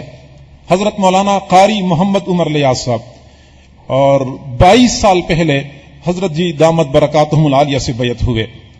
خوش نصیبی یہ ہے کہ اللہ رب العزت نے ان کو 29 سال سے، آپ لوگ دیکھ رہے ہوں گے شاید عمر تھوڑی ہے، لیکن 9 عمری میں اللہ نے دین کی خدمت کے لیے، تدریس کے لیے قبول فرمایا ہے۔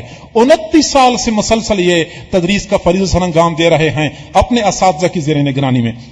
اور بنو میں ایک مشہور مدرسہ ہے، مدرسہ معارف العلوم، اس مدرسے کا انتظام و انصرام بھی ان کی ذمہ ہے، اور غلہ منڈی کی مشہور جامع مسجد ہے، اس مسجد میں امامت اور خطابت کے فرائض بھی سر انجام دے رہے ہیں۔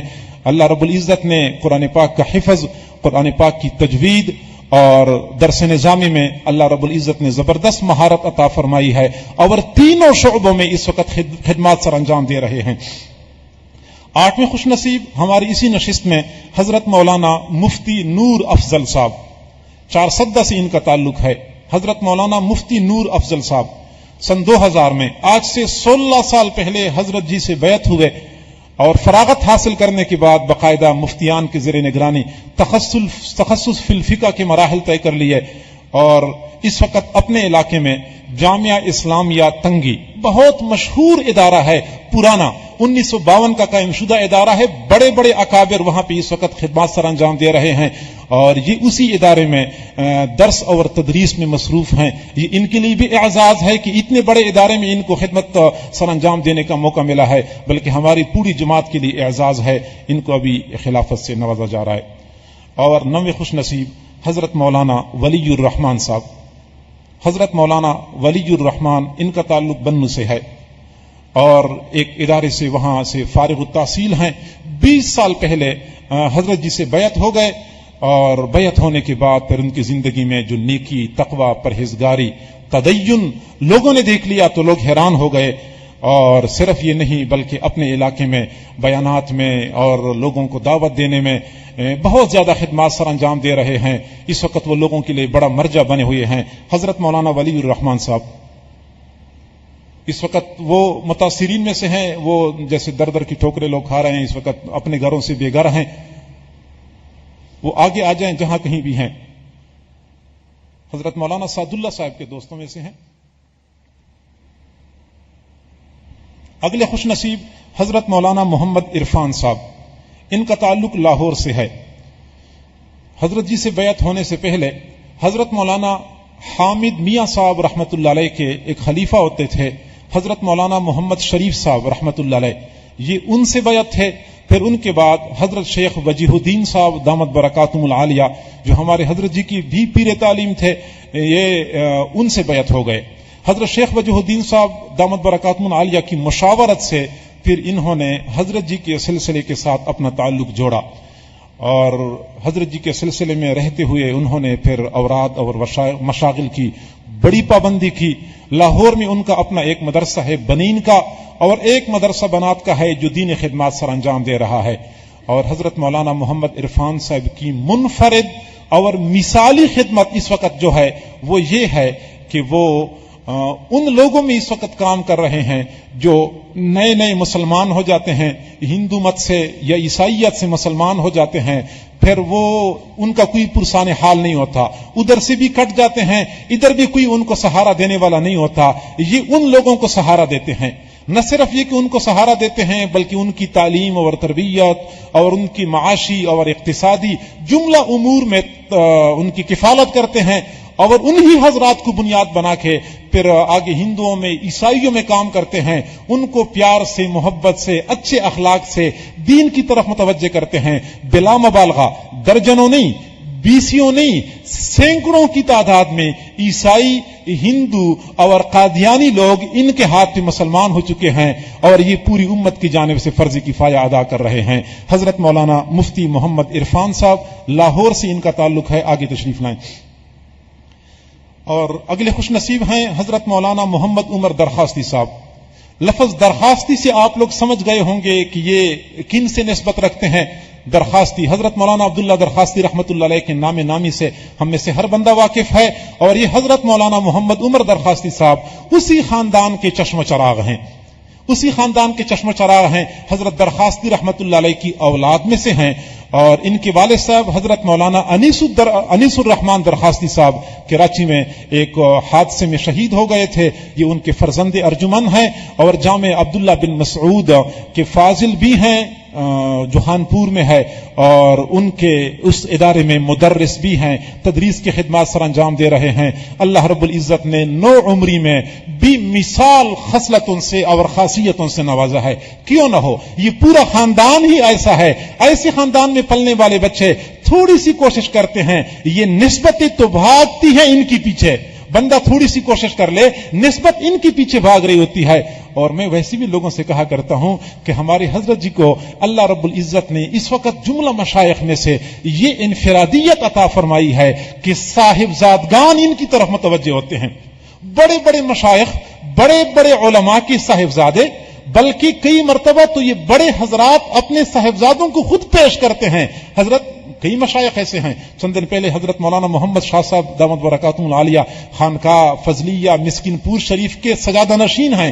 انہوں نے باقاعدہ خود اپنے صاحبزادوں کو حضرت کی خدمت میں پیش فرمایا کہ آپ حضرت میرے بیٹوں کی تربیت فرمائیں. یہ واقعی ان کا بڑا پن ہے، حالانکہ اللہ نے اتنا مقام عطا فرمایا اور ان کے ایک بیٹے کو حضرت جی کی جانب سے اجازت و خلافت ہے. اسی طریقے سے اپنے ملک کے اندر بڑے بڑے حضرات کے صاحبزادے حضرت جی سے فیض پا چکے ہیں اور فیض پا رہے ہیں، اور بیرونی ملک انڈیا میں، ہندوستان میں بڑے بڑے علماء کے بیٹے، حضرت مولانا منظور احمد نعمانی صاحب کے صاحبزادے، حضرت مولانا اسد مدنی رحمت اللہ علیہ کے صاحبزادے، یہ بڑے بڑے حضرات کے صاحبزادے حضرت جی کے خلفاء ہیں، صاحبزادگان کا رجوع حضرت جی کی طرف ہے، یہ انفرادیت اور امتیاز ہے۔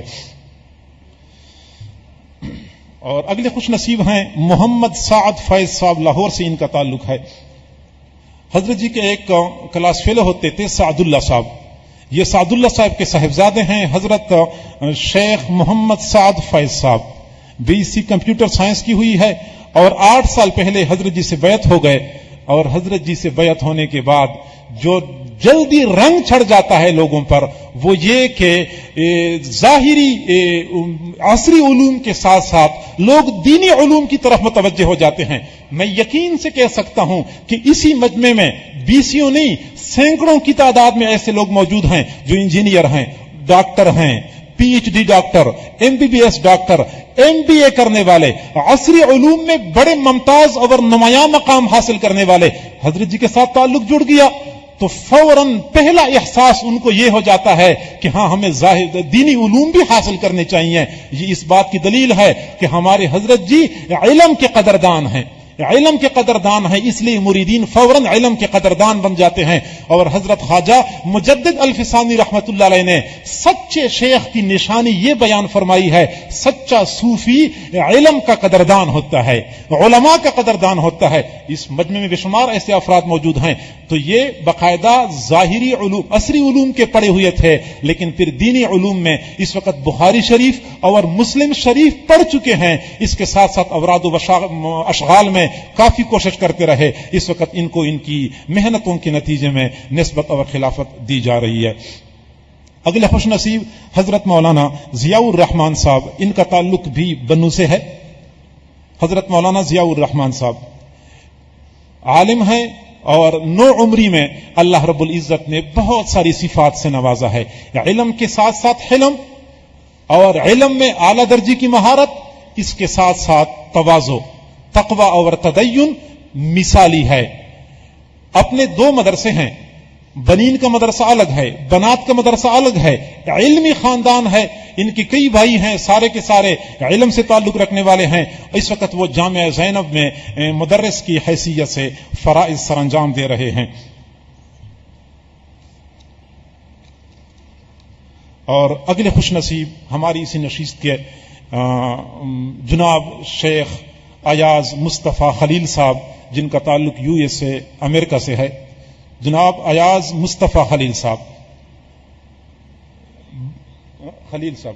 صاحب جی 12 سال پہلے بیعت ہوئے حضرت جی سے، اور بیعت ہونے کے بعد انہوں نے دینی علوم کی بنیادی کتابیں، کچھ صرف اور نحو، کچھ فقہ کی بنیادی کتابیں، کچھ قرآن پاک کا ترجمہ اور تفسیر پڑھ لی، اور پھر حضرت جی کے ادارے کی خدمت میں مصروف ہو گئے۔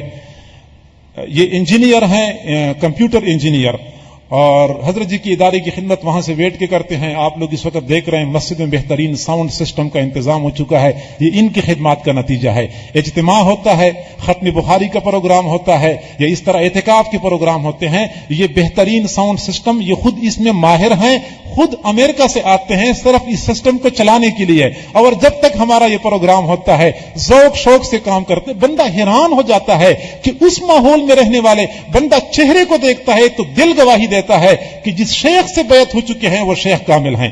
یہ شیخ کی نسبت کی سچائی کی دلیل ہے۔ اس ماحول میں رہنے والے، بڑے اعلیٰ پوسٹ پہ ملازمت کرنے والے، بڑے پڑھے لکھے لوگ، لیکن حضرت کے ساتھ تعلق جڑ جاتا ہے، یہ محسوس ہی نہیں ہوتا کہ یہ ادارے کے شیخ الحدیث ہیں، بڑے بلند پایا کے محدث ہیں، یا پھر یہ دنیا کے پڑھے لکھے ہیں۔ اور اسی ادارے میں ہمارا مہد کا جو شعبہ ہے، انٹرنیٹ کا جملہ انتظام، اور ہمارے جو مختلف ویب سائٹس ہیں ان کو یہ کنٹرول کرتے ہیں، ان کی خدمات ہیں، اور ان خدمات اور ان کی محنتوں کے نتیجے میں ان کو یہ صلہ دیا جا رہا ہے۔ اگلے خوش نصیب چودھری محمد اعجاز صاحب، وکیل ہیں، ایڈوکیٹ ہیں، بنیادی طور پہ لاہور ہائی کورٹ کے ہیں، ہائی کورٹ کے وکیل ہیں، ویسے تو ان کو وکیل کہنا بھی مناسب نہیں ہے، ان کی ظاہری صورت دیکھ کے بندے کو یوں محسوس ہوتا ہے کہ کوئی بہت بڑے مفسر اور بہت بڑے محدث ہیں، اور میں کہوں کہ ہمارے حضرت جی کی اس نسبت کی سچائی کا یہ بولتا ثبوت ہے، یہ بالکل زندہ کرامت ہے۔ آپ کو میں بتاؤں کہ ان کا تعلق کس خاندان کے ساتھ ہے؟ پنجاب کے نامی گرامی مشہور زمیندار خاندان سے ان کا تعلق ہے۔ اللہ رب العزت نے دنیاوی طور پہ بہت نوازا ہے، اور حضرت جی سے تعلق جڑنے کے بعد پورے خاندان میں چھوٹوں اور بڑوں کا صرف ایک ہی مشغلہ، گھوڑے پالنا، نیزہ بازی کرنا، اور اپنے ہی آپس میں نیزہ بازی کے مقابلے منعقد کرنا۔ اور ظاہری بات ہے کہ جب نیزہ بازے ہوتے ہیں تو ڈھول باجے تو ساتھ لازم ہوتے ہیں۔ یہ سارا سلسلہ پورے خاندان میں چھوٹوں اور بڑوں کا مشغلہ تھا۔ حضرت جی کے ساتھ تعلق جڑ گیا، صرف ان کا نہیں بلکہ پورے خاندان کا تعلق جڑ گیا۔ وہ خاندان جو پہلے گھوڑوں کے ساتھ ہر وقت جڑا رہتا تھا، گھوڑوں کے ساتھ ہر وقت وابستہ رہتا تھا، وہ پورا خاندان دین کے ساتھ وابستہ ہو گیا۔ اللہ رب العزت نے جو ان کو نوازا ہے، ظاہری سرمایہ اور اثاثہ عطا فرمایا ہے، وہ اب نیزہ بازی پہ خرچ نہیں ہوتا، وہ ان میلوں پہ خرچ نہیں ہوتا، اب وہ سب کچھ مدرسے پہ خرچ ہوتا ہے۔ اپنی ہی زمین پہ، اپنی جگہ پہ راول پنڈی میں مسجد بنائی ہے، دیکھنے کے قابل ہے۔ میں اگر یہ کہوں نا کہ راول پنڈی میں اتنی خوبصورت مسجد شاید کوئی دوسری نہیں ہے تو میں سچا ہوں گا، جھوٹا اس میں نہیں ہوں گا۔ اللہ رب العزت کی محبت کی دلیل ہے کہ اللہ کا گھر اتنا خوبصورت بنایا ہے، بنین کا مدرسہ بھی ہے اور ذاتی خرچ اخراجات سے پورا مدرسہ چلا رہے ہیں، اور بے شمار تعداد میں طلباء رہائشی اور غیر رہائشی پڑھ رہے ہیں۔ اسی طریقے سے بنات کا مدرسہ بنایا ہوا ہے، اور آپ حیران ہو جائیں گے کہ حضرت جی کے ساتھ تعلق نہیں جڑا تھا، عام دنیا دار خاندان تھا، لیکن تعلق جڑ گیا، پورے خاندان کا تعلق جڑ گیا، مردوں کا بھی اور خواتین کا بھی۔ اس وقت یہ خود باقاعدہ درس نظامی پڑھ رہے ہیں، اور ان کے خاندان کے متعدد لڑکے نوجوان حافظ قرآن بن چکے ہیں، درس نظامی پڑھ رہے ہیں، اور 35 کے قریب بچیاں اس وقت باقاعدہ وفاق المدارس سے درجہ عالمیہ کا امتحان پاس کر چکے ہیں۔ ایک ہی خاندان میں یہ اس بات کی دلیل ہے کہ پیچھے سے نسبت کامل ہے، ملنے والی توجہات بڑی مضبوط ہیں۔ اور اگلے خوش نصیب ہماری اسی نشست میں جناب صوفی انجینئر محمد عبیر صاحب، ان کا تعلق لاہور سے ہے۔ محمد عبیر صاحب انجینئر ہیں بنیادی طور پہ، اور 10 سال پہلے حضرت جی سے بیعت کر لی۔ لمس یونیورسٹی میں انہوں نے BSc اکنامکس کی ہوئی ہے، اور ظاہری علم کے ساتھ ساتھ بیعت ہو گئے تو عصری علوم بھی پڑھنے شروع کر دیے۔ الحمدللہ اس وقت درجہ سادسہ تک پڑھ چکے ہیں، سادسہ کا امتحان پاس کر لیا ہے وفاق المدارس سے۔ آگے 2 سال میں باقاعدہ یہ مستند عالم بن جائیں گے۔ صرف یہ نہیں بلکہ اس کے ساتھ ساتھ اوراد اشغال کی پابندی کرتے رہے، شیخ کے ساتھ محبت اور عقیدت بھی مثالی ہے، اور ان کی انہی خدمات کے بدلے میں ان کو اس وقت نسبت اور اجازت و خلافت سے نوازا جا رہا ہے۔ ابھی انشاءاللہ دستربندی ہوگی۔ جو حضرت جی کے پرانے خلفاء حضرات ہیں ان سے گزارش ہے کہ وہ آگے تشریف لائیں، سائٹ پہ تشریف لائیں، تاکہ ان حضرات کی دستربندی ہو جائے اور ان کے سر پہ شفقت کا ہاتھ رکھیں۔ جی میں نے بتا دیا، خلفاء حضرات آگے تشریف لائیں۔ مولانا گل رئیس صاحب کہاں پہ ہیں؟ جی مولانا قاسم منصور صاحب تشریف لائیں۔ مولانا قاسم منصور صاحب اور شیخ الحدیث صاحب کہاں ہیں؟ پروفیسر صاحب تشریف لائیں۔ حافظ سہیل صاحب، حافظ محمد سہیل عرفان صاحب تشریف لائیں۔ شیخ الحدیث حضرت مولانا احمد سعید صاحب، حضرت شیخ ظفر الاسلام صاحب آگے تشریف لائیں۔ حضرت جی کا حکم ہے خلفاء حضرات آگے تشریف لائیں اور وہ ان کی دستربندی کے عمل میں شریک ہو جائیں۔ ہم اللہ رب العزت سے دعا گو ہیں کہ اللہ تعالیٰ ان کو یہ امانت، اس امانت کا حق ادا کرنے کی توفیق عطا فرمائے۔ یقیناً بہت بڑا بوجھ ہے، بندہ خود اس کو نہیں اٹھا سکتا جب تک کہ اللہ کی مدد شامل حال نہ ہو۔ اللہ تعالیٰ اپنی مدد شامل حال فرمائے۔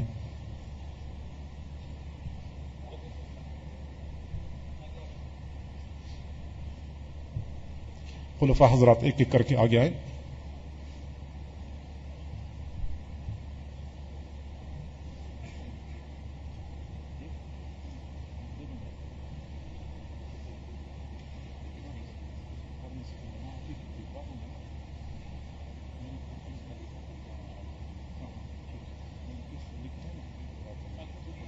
آپ تشریف لائیں نا آگے.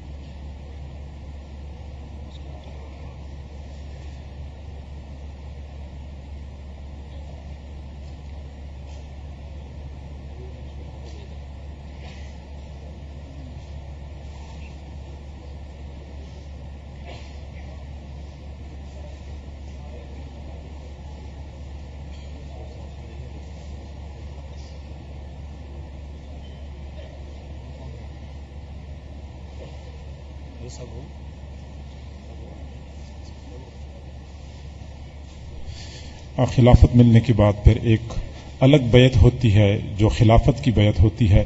اس میں صرف وہ حضرات شریک ہوتے ہیں جن کو خلافت مل چکی ہوتی ہے. وہ حضرات ذرا آگے آگے آ جائیں, ان کو دوبارہ بیعت کیا جائے گا, پھر اس کے بعد دعا کی جائے گی. پکڑی دیں.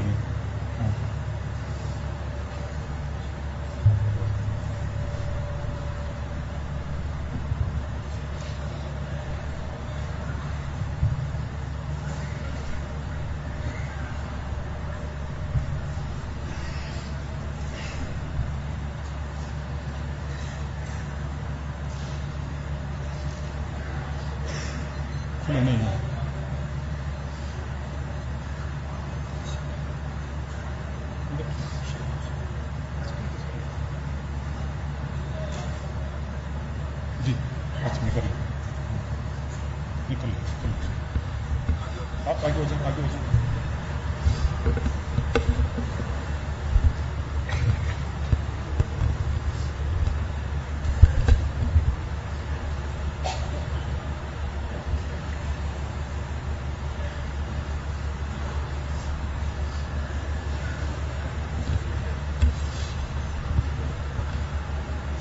ایک ہوتی ہے عام بیعت, اس کو بیعت توبہ کہتے ہیں. جو ہم سب کرتے ہیں اس سلسلے میں داخل ہونے کے لیے، اور ایک جب اجازت خلافت دی جاتی ہے اس وقت بیعت لی جاتی ہے۔ یہ ایک عہد ہوتا ہے، ایک وعدہ ہوتا ہے کہ اللہ جو نسبت مجھے اس وقت دی جا رہی ہے میں اس نسبت کی اشاعت کے لیے تن من دھن کی بازی لگاؤں گا اور اللہ کے بندوں کو اللہ کے ساتھ جوڑنے میں کوئی کمی نہیں رکھوں گا۔ یہ عہد کرنا ہوتا ہے۔ الحمدللہ وکفا وسلام علی عبادہ الذین اصطفیٰ اما بعد یا ایھا الذین آمنوا اوفوا بالعقود وقال اللہ تعالی فی مقام آخر ان العہد کان مسئولا سبحان ربک رب العزۃ عما یصفون وسلام علی المرسلین والحمد للہ رب العالمین اللہم صلی علی سیدنا محمد وعلی آل سیدنا محمد وبارک وسلم۔ یہ کلمات سچے دل کے ساتھ پیچھے پیچھے پڑھتے جائیے۔ بسم اللہ الرحمن الرحیم،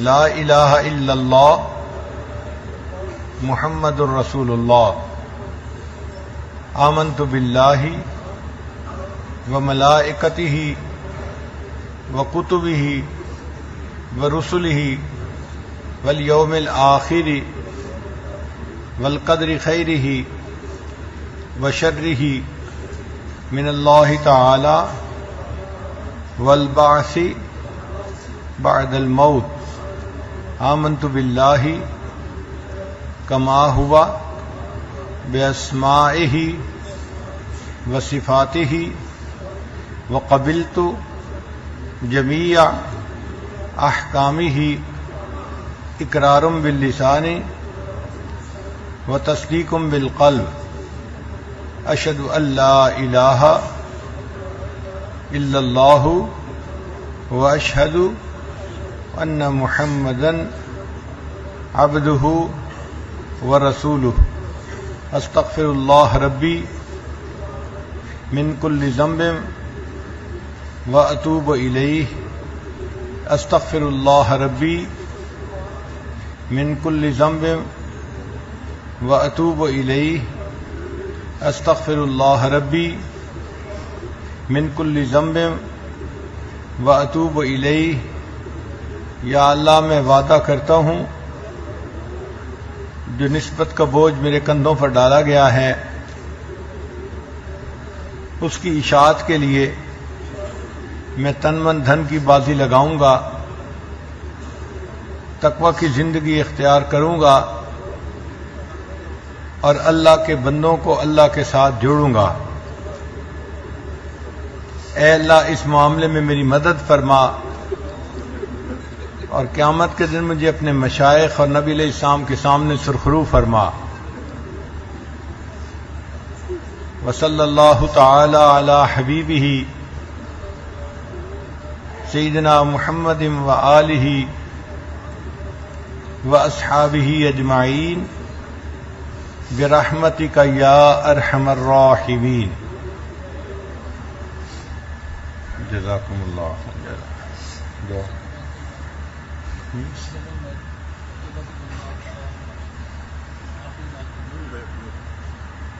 کروا لیں۔ فرما رہے ہیں کہ عمومی بیعت کے لیے بھی کچھ لوگ منتظر ہیں، تو آج کی رات 29 کی رات ہے، یعنی اس رمضان کی آخری طاق رات ہے۔ اس مقدس وقت سے فائدہ اٹھائیے اور ببرکت وقت میں سچی توبہ کر کے اپنے اللہ کو منا لیجیے۔ جو لوگ دور بیٹھے آواز سن رہے ہیں وہ وہیں بیٹھے بیٹھے نیت کر لیں گے اور یہ کلمات پڑھ لیں گے تو وہ بھی اس عمل میں شریک ہو جائیں گے۔ اللہ کی شان دیکھیں، آج کمپیوٹر کے شعبے کے ایک صاحب میرے پاس آئے اور مجھے کہنے لگے کہ ہمارا جو پروگرام آن لائن ہے یہ 124 ممالک کے لوگ سن رہے ہیں۔ کہنے لگا اگر آپ کہیں تو میں آپ کو ان کے ناموں کی فہرست پرنٹ کر کے دیتا ہوں۔ ان کے پاس پروگرام ہے کہ جس جس ملک کے لوگ لاگ ان کرتے ہیں ان کو پتہ چل جاتا ہے۔ تو کہنے لگے کہ میں نے فہرست دیکھی ہے، 124 ممالک کے لوگ اس پروگرام میں ساتھ شریک ہوتے ہیں۔ اللہ اکبر کبیرہ۔ اب آپ سوچئے جب 124 ممالک کے لوگ بھی بیٹھ کے توبہ کے کلمات ساتھ پڑھیں گے تو اللہ تعالیٰ کیوں نہیں اس مجلس کی توبہ کو قبول فرمائیں گے؟ پڑھیے بسم اللہ الرحمن الرحیم، لا الہ الا اللہ محمد الرسول اللہ، آمنت باللہ وملائکتہ وکتبہ ورسلہ والیوم الآخر والقدر خیرہ وشرہ من اللہ تعالی والبعث بعد الموت، آمنت باللہ کما ہوا باسمائہ وصفاتہ وقبلت جمیع احکامہ اقرار باللسان وتصدیق بالقلب، اشہد ان لا الہ الا اللہ واشہد ان محمدا عبدہ ورسولہ، استغفر اللہ ربی من کل ذنب واتوب الیہ برحمتک یا ارحم الراحمین۔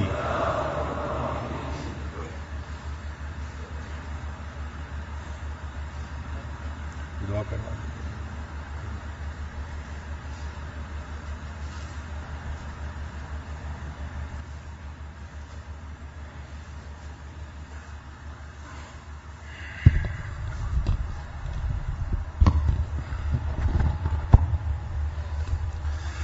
آمین۔ الحمد للہ رب العالمین والعاقبۃ للمتقین والصلاۃ والسلام علی رسولہ محمد وآلہ واصحابہ اجمعین۔ اے کریم پروردگار، اندھیری رات کا وقت ہے، دنیا کے بادشاہوں نے اپنے دروازے بند کر رکھے ہیں، تیرا در اب بھی کھلا ہے، تیرے چند فقیر بندے تیرے در پہ آئے ہیں، رحمتوں کی بھیک مانگتے ہیں، رحمتوں کے صدقے عطا فرما دیجئے۔ کریم پروردگار، ہمیں اپنے در سے خالی ہاتھ نہ لوٹا۔ اے اللہ، ہمارے گناہوں کو معاف فرما، ہماری خطاؤں کو معاف فرما، ہمارے عیبوں کی پردہ پوشی فرما، ہمیں ذلت و رسوائی سے محفوظ فرما، در در کے دھکے کھانے سے محفوظ فرما۔ اے کریم آقا، ہم تو ایسا نہ بن سکے کہ تجھے پسند آ جائیں، تو اپنی پسند کے مطابق بنا دیجئے اللہ، اپنی پسند کے مطابق بنا دیجئے۔ اے کریم آقا، تیری طرف سے احسانات ہی احسانات ہیں، ہماری طرف سے برائیاں ہی برائیاں ہیں۔ اللہ، ہم کتنے برے ہیں، لیکن اللہ ہم برے ہیں، تو اچھا ہے۔ دنیا کے اچھوں کو دیکھا ہے کہ بروں کے ساتھ بھی اچھائی کرتے ہیں، اللہ ہمارے ساتھ اچھائی کا معاملہ فرما دیجئے، اچھائی کا معاملہ فرما دیجئے۔ اے کریم آقا، ہم اس اندھیری رات میں کس کا دروازہ کھٹکھٹائیں؟ اللہ، کس کے سامنے آنسو بہائیں؟ کس کو دل کا دھکڑا سنائیں؟ اللہ تجھے دل کا دھکڑا سنا رہے ہیں، پریشانیوں کو ختم فرما دیجئے۔ اللہ، ہم کب تک تجھ سے دور بھٹکتے پھریں گے؟ ہمیں اپنا قرب عطا فرما، اپنی محبت، اپنی معرفت نصیب فرما۔ اللہ، بہت دل کرتا ہے ان زلفوں کو دیکھ لیں جن کو تو نے واللیل فرمایا ہے، ان رخساروں کو دیکھ لیں جن کو تو نے والضحیٰ فرمایا ہے، لیکن اللہ، ہم اس زمانے میں پیدا ہوئے کہ تیرے محبوب کی زیارت نہ کر سکے۔ اللہ، ہم دعا کرتے ہیں خواب میں تو بار بار محبوب کی زیارت نصیب فرما، اور قیامت کے دن ان کے ہاتھوں حوض کوثر کا جام ضرور نصیب فرما، ان کے جھنڈے تلے جمع ہونے کی توفیق عطا فرما، ہمیں ان کے قدموں میں جگہ نصیب فرما۔ کریم پروردگار، اے رحیم پروردگار، اے حنان و منان پروردگار، اے ہمارے پیارے پروردگار، ہمیں اپنے در سے خالی ہاتھ نہ لوٹا۔ کریم آقا، تیری کریمی کا واسطہ، اے رحیم آقا، تیری رحیمی کا واسطہ، اے جواد آقا، تیرے جود و سخا کا واسطہ۔ دنیا میں ہم نے دیکھا ہے بھیک مانگنے والے جب بڑا دروازہ دیکھتے ہیں تو اونچی صدا لگاتے ہیں، ان کو امید ہوتی ہے بڑا دروازہ ہے، ایک مرتبہ کھل گیا تو میرا کام بن جائے گا۔ اللہ تیرے دروازے سے بڑا دروازہ کوئی دوسرا نہیں ہے۔ گداگر جمع ہو چکے ہیں، بھکاری جمع ہو چکے ہیں، رحمتوں کی بھیک مانگ رہے ہیں۔ اللہ عطا فرما دیجئے، اللہ عطا فرما دیجئے۔ اللہ اگر تو نے ہمیں عطا نہیں فرمایا شیطان خوش ہو جائے گا، ہم محروم ہو جائیں گے۔ اللہ شیطان ہمارا بھی دشمن ہے، تیرا بھی دشمن ہے، اس کو ہم پر خوش ہونے کا موقع نہ عطا فرما۔ اللہ اگر تو نے ہمیں عطا کر دیا تیرا کچھ کم نہیں ہوگا، ہماری بگڑی بن جائے گی، تیرے محبوب صلی اللہ علیہ وسلم خوش ہو جائیں گے۔ اللہ اپنے محبوب کو خوش کر دیجئے، ہماری بگڑی بنا دیجئے، ہمیں عطا فرما دیجئے۔ اے کریم پروردگار، اتنے بندے اندھیری رات میں کسی دنیا دار کے دروازے پہ چلے جاتے، اس کا دروازہ کھٹکھٹاتے، وہ بھی خالی ہاتھ نہ لوٹاتا، اس کو بھی احساس ہو جاتا اتنے لوگ آئے ہیں، وہ بھی کچھ نہ کچھ دے دیتا۔ تو زمین و آسمان کے خزانوں کا مالک ہے، ہمیں عطا فرما دیجئے۔ اللہ ہم کتنے دنوں سے تجھے پکار رہے ہیں، اللہ بہت دن ہو گئے، اللہ مزید تو مان جائیے، اللہ مزید تو مان جائیے۔ کریم آقا، اے رحیم آقا، کوئی بیٹا اپنی ماں سے اتنے دنوں تک منت سماجت کرتا، بہت سخت دل ماں بھی مان جاتی، تو ماں سے زیادہ محبت کرنے والا ہے اپنے بندوں کے ساتھ، اللہ اب تو مان جا۔ کریم آقا، لمحات ایسے ہیں جی چاہتا ہے تیرے سامنے لوٹ پوٹ ہو جائیں، بچے کی طرح ضد کر کر کے تجھ سے اپنی باتیں منوا لیں، اللہ مان جائیے۔ اے کریم آقا، اے رحیم آقا، تیرا کچھ بھی کم نہیں ہوگا، مان جائیے، اپنی رضا نصیب فرما، اپنا وصل نصیب فرما، اپنا قرب نصیب فرما۔ اے اللہ، ہم تو تصور کر کے کانپ اٹھتے ہیں، تیرے بنا بھی کیا جینا، اپنا تعلق نصیب فرما دیجئے۔ اللہ فتنوں کا زمانہ ہے، ایمان بچانا مشکل ہو چکا ہے، ہم کمزور اور بے بس ہیں، جیتے جاگتے ہوش و حواس کی حالت میں شیطان ہمیں ورغلاتا ہے۔ موت کے وقت تو ہمارے حواس بھی بحال نہیں ہوں گے، سکرات کے عالم میں ہوں گے، اس وقت ایمان بچانا کتنا مشکل ہوگا۔ ہماری ایمان کی حفاظت فرما دیجئے، اللہ ایمان کی حفاظت فرما دیجئے۔ اے اللہ، جو بندہ مندر سے نکل کے جہنم میں چلا جائے اس پر تو کوئی حسرت نہیں، زندگی مندر میں گزری، اللہ حسرت تو اس پہ ہے جو مسجد مدرسے سے نکل کے جہنم میں چلا جائے۔ اللہ ایسی حسرتوں سے بچا لیجئے، اللہ ایسی محرومی سے بچا لیجئے، اللہ ایسی محرومی سے بچا لیجئے۔ اے کریم آقا، ہم نے احادیث میں سنا ہے قیامت کے دن کتنے لوگ ایسے ہوں گے جب حضور صلی اللہ علیہ وسلم کے سامنے حوض کوثر پہ جائیں گے، فرشتے ان کو ایسا ہنکائیں گے جیسا کہ بھٹکی ہوئی اونٹوں کو ہنکایا جاتا ہے، قریب نہیں آنے دیا جائے گا۔ اللہ ایسی بدبختی سے بچا لینا، بدبختی سے بچا لینا۔ اللہ وہ کتنا اچھا دن ہوگا، ہم اپنے محبوب کے سامنے جائیں، وہ ہمیں دیکھ کے مسکرا لے۔ اللہ وہ مسکرانا کتنا اچھا ہوگا، وہ اپنے ہاتھ سے حوض کوثر کا جام پلائیں۔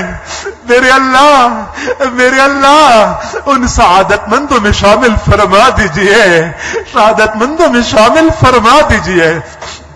اے کریم پروردگار، کندھوں پہ بڑا بوجھ ہے، اللہ مشائخ نے، اپنے اساتذہ نے، یہاں بہت سارے مجمع میں ایسے حضرات موجود ہوں گے جن کے اوپر ان کے اساتذہ نے کندھوں پہ بوجھ ڈالا ہے، مشائخ نے کندھوں پہ بوجھ ڈالا ہے۔ اللہ اس بوجھ کو اٹھانے کی توفیق عطا فرما، ان نسبتوں کی حفاظت کی توفیق عطا فرما، اور کریم پروردگار قیامت کے دن اپنے اساتذہ اور اپنے مشائخ کے سامنے شرمندہ نہ فرما۔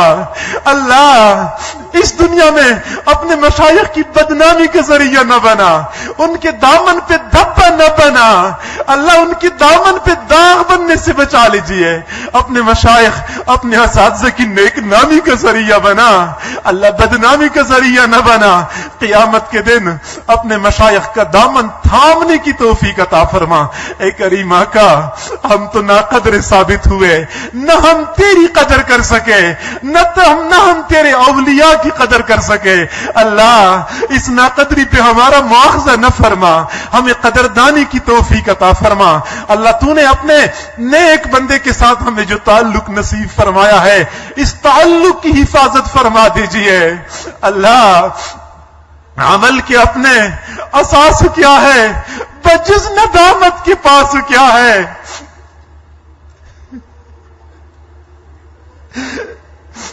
عمل کے اپنے اساس کیا ہے، بجز ندامت کے پاس کیا ہے؟ رہے سلامت تمہاری نسبت، میرا تو بس آسرا یہی ہے۔ اے کریم آقا، انہی نسبتوں کے ساتھ جینا چاہتے ہیں، انہی نسبتوں کے ساتھ مرنا چاہتے ہیں، اور کریم آقا انہی نسبتوں کے ساتھ روز آخرت تیرے سامنے کھڑا ہونا چاہتے ہیں۔ اللہ نہیں ہمارے پاس کچھ نیک اعمال کچھ بھی نہیں ہے، بس انہی نسبتوں کی لاج رکھ لیجئے۔ کریم پروردگار محروم نہ فرما، اللہ محروم نہ فرما۔ اے کریم پروردگار، ہمارے جن حضرات کو آج اجازت و خلافت مل چکی ہے، کریم پروردگار ظاہر میں تو لوگ مبارکباد دیتے ہیں، حقیقت میں بہت فکر کا مقام ہے، بہت بڑا بوجھ ہے۔ اللہ اس بوجھ کو اٹھانے کی توفیق عطا فرما، امانت کی پاسداری کی توفیق عطا فرما، خیانت سے بچا لیجئے۔ نسبت اور اجازت و خلافت کے جو تقاضے ہیں، اللہ ان تقاضوں کو پورا کرنے کی توفیق عطا فرما، اپنی مدد شامل حال فرما، قدم قدم پہ اپنا ساتھ نصیب فرما۔ اے کریم پروردگار، فتنوں کے زمانے میں کام کرنا بہت دشوار ہوتا ہے، اپنی مدد شامل حال فرما لیجئے۔ اللہ ہماری حضرت جی کا فیض دنیا کے کونے کونے میں پہنچا دیجئے۔ اللہ مزید اس فیض کو عام اور تام فرما دیجئے۔ کریم آقا، رکاوٹوں کو ختم فرما دیجئے، آسانیاں پیدا فرما، آسانیاں پیدا فرما۔ کریم پروردگار، جس طرح وہ اپنے مریدین، اپنے خلفاء حضرات کے لیے فکر مند ہیں، اللہ تو اس کے بدلے ان کی اولاد کو ان کے لیے خوشیوں کا ذریعہ بنا، اہل و عیال سب کو ان کے لیے خوشیوں کا ذریعہ بنا، اور قیامت تک آنے والی نسلوں میں اس نسبت اور اس فیض کو جاری و ساری فرما۔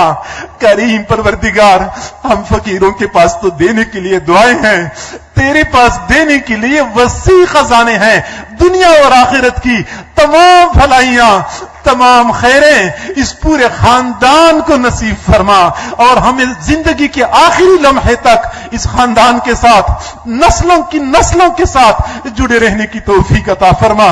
کریم پروردگار، ہمیں دھتکار نہ دینا، ٹکرا نہ دینا، ہماری کرتوتوں کی وجہ سے، ہماری بدعملیوں کی وجہ سے ہمیں محروم نہ فرما۔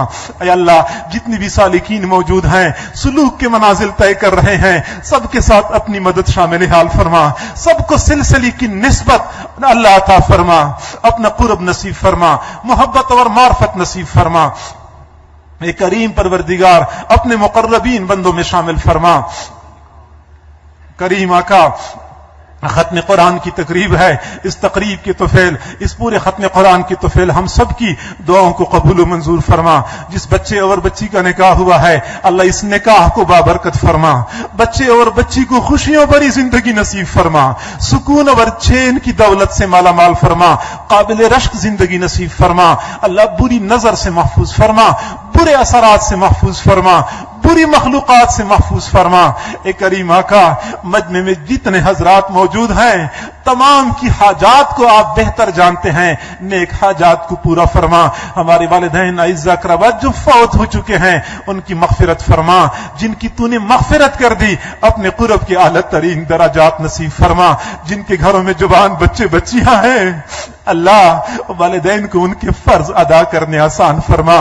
گھر میں جوان لڑکی ہوتی ہے، عمر ڈھل رہی ہوتی ہے، बाल सफेद हो रहे होते हैं, रिश्ते नहीं आते, वालिदैन के दिलों पे क्या गुजरती होगी, वो किसको दिल की धुकड़ी सुनाए, किसके सामने आंसू बहाए।